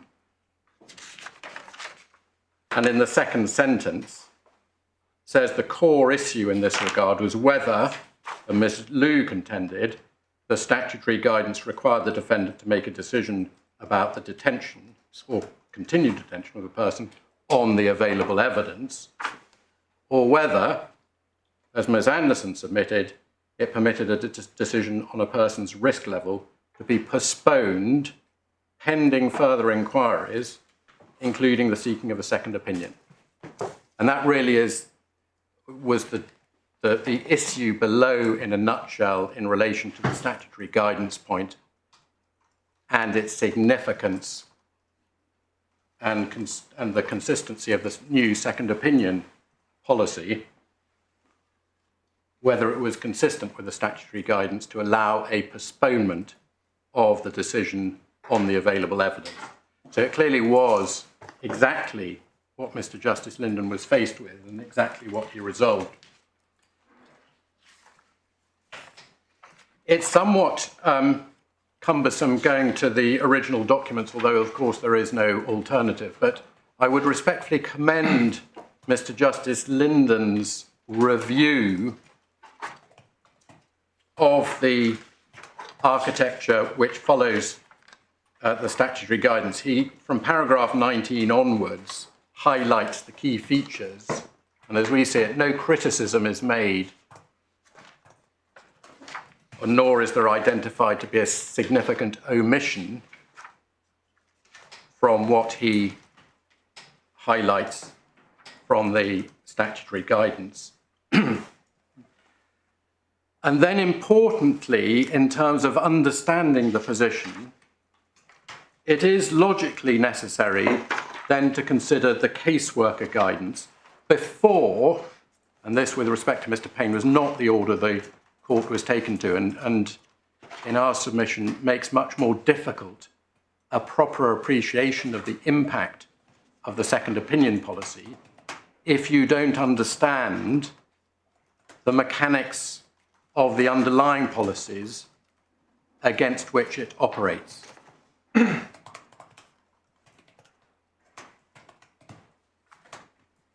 So the caseworker guidance you have in the raw, in the supplementary bundle at page 200, and again in our submission an accurate and helpful summary of the key features of it in Mr. Justice Linden's judgment at paragraph 36 to 39.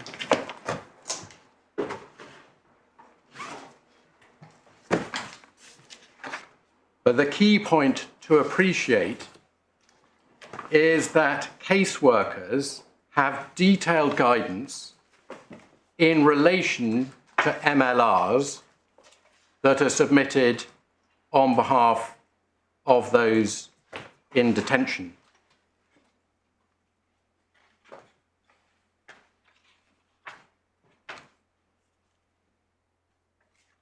Those appear pages 211 to 212, specific reference to MLRs. Then how to apply the evidence levels, which your lordships will have seen and spent some time this morning looking at, page 214, and specifically how then to weigh the evidence, pages 215 to 218, before going on to the next stage of the process, which is to weigh the risk against the immigration factors.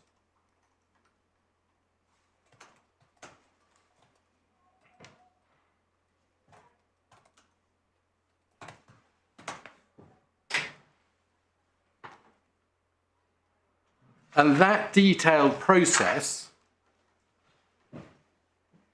consists of a gateway test, a baseline requirement, which if the MLR doesn't meet it, then it is set aside, it's rejected. And then a series of other criteria which will lead to an allocation to level 1, 2, or 3. Or level 2 or 3, given on the basis that it's professional evidence.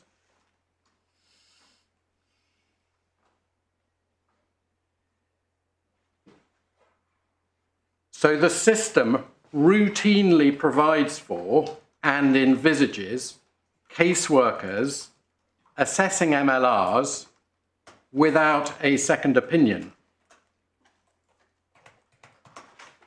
They're given detailed guidance as to how to do that.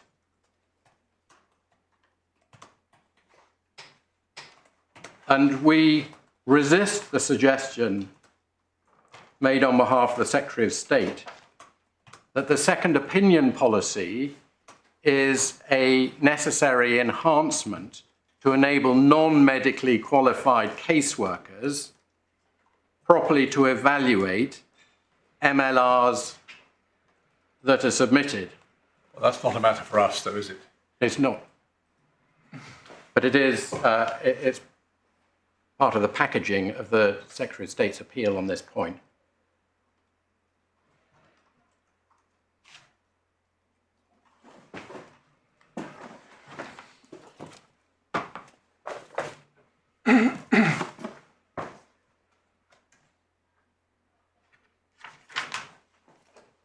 Then of less significance, but part of the non-statutory guidance architecture are the detention general instructions referred to in the judgment at paragraph 40, and you have them in the supplementary bundle, page 229.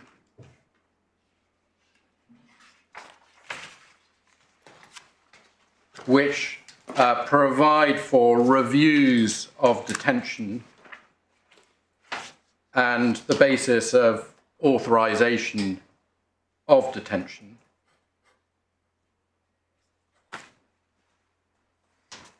And provide for ad hoc reviews. Reviews, we were told it's once a week, or is it once a month? Once a month. Yeah. So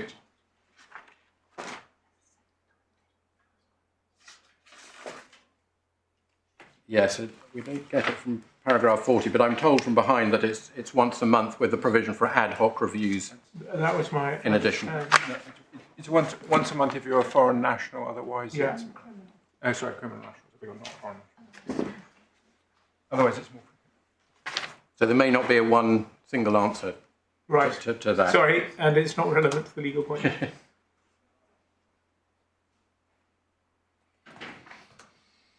So that is a very brief backdrop to the second opinion policy, interim policy, that is then introduced.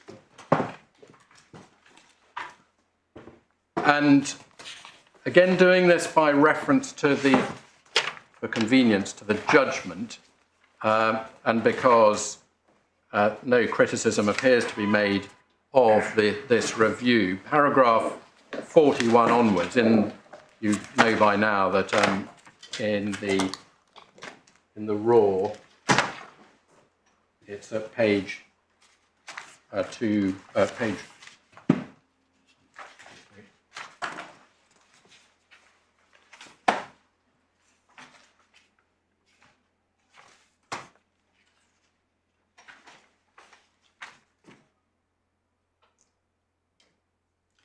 You're looking for paragraph 41 of the judgment.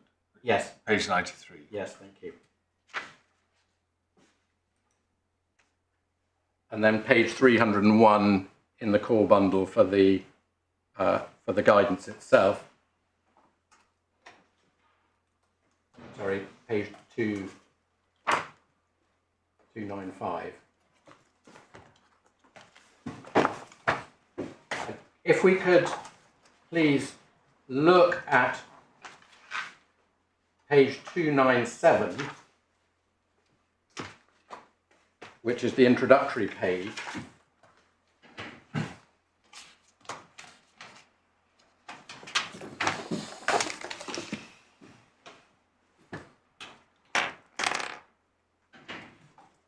We see that it outlines the process for referring external medical reports, or MLRs as we've been referring to them, and is there.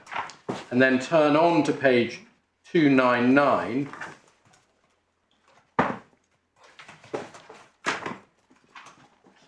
Sorry, I'm trying to go too quickly. 298 first.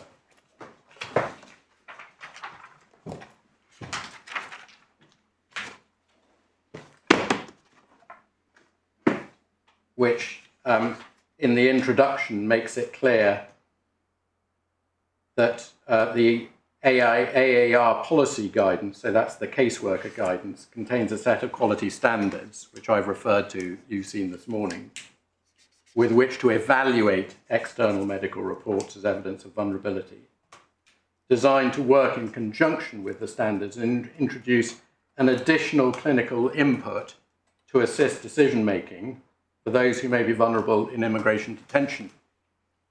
Now, pausing there, it's no part of Medical Justice's case, either below or on this appeal, that it's impermissible for the Secretary of State to seek a second opinion. The Secretary of State is fully entitled to seek a second opinion and to take that into account in any decisions in relation to detention made by caseworkers.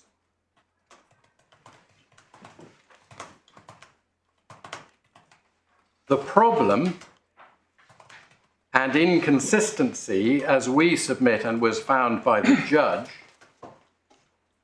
arises from the fact that the MLR is essentially put on hold, put aside for the purposes of decision making, whilst that second opinion is sought. And one can see at the top of page 299 how that operates. All external medical reports requiring consideration under the adults at risk policy received while a person is detained under immigration powers should be referred into the second opinion process, except for the following cases.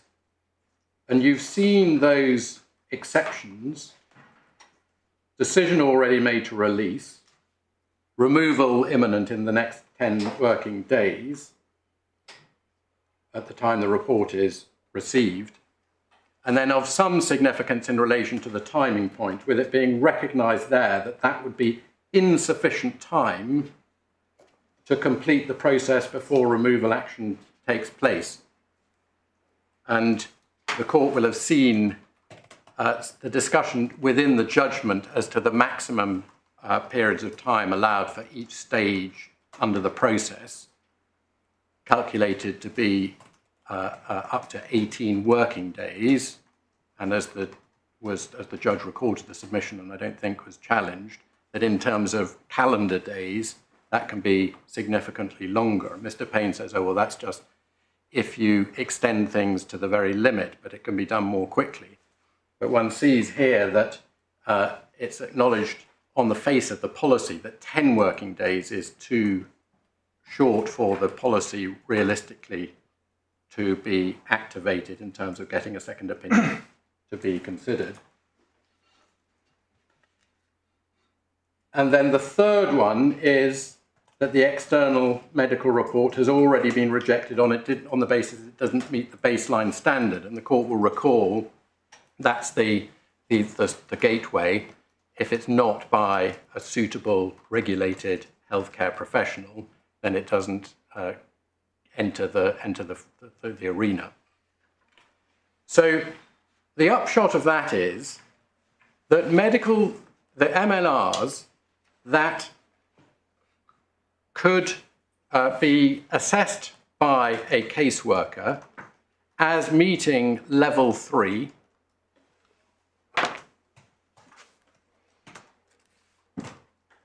will be simply not be considered at all by the caseworker until the second opinion policy has worked its way through. Subject, it may be noted, to the weekly maximum of 10 reports during this interim period, and subject to, if the deadlines were not met, then the case falling out of the second opinion procedure. And so someone who has produced what would be assessed by a caseworker, applying their training and the guidance that they have available, remains in detention for a period when, in theory, they would be entitled to be released, for a period that the policy envisages as being at least 10 days, but could be 3 times that in relation to the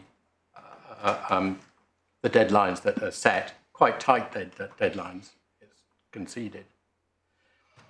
And which then raises the question, is that consistent with the statutory guidance approved by Parliament. Just pausing briefly, when you say it's no part of your case that it's impermissible for the Secretary of State to get a second report and take that into account, am I right in taking it that on your case, the person has to be released first? The person, that depends on how the caseworker applies But by the definition, guidance. in the case that matters, which is the one, it follows from your case that they will have to be released when the second opinion is obtained, which may be difficult because they won't any longer be in detention, so it may be difficult for the second opinion provider to examine them, but ignore that point. They will then have to be retraced and redetained. That may be the position. Yes. I mean, that has to be the position. Yes. Following the logic. I mean, even on the judge's basis, you can allow no more than a de minimis time. So if you're not going to get your second report within a de minimis time, yes, you have to make your decision. Yes. Yeah. So as you say, in the cases that matter. So in the cases where, absent the second opinion, they're assessed, the MLR is assessed by the caseworker applying the guidance. It is categorised as level 3. The balancing exercise between immigration factors and risk factors is applied, and the decision is release. Yeah. And I don't shrink from that. That is what the statutory guidance indicates in its emphasis on a presumption of non-detention and a requirement to consider the available evidence.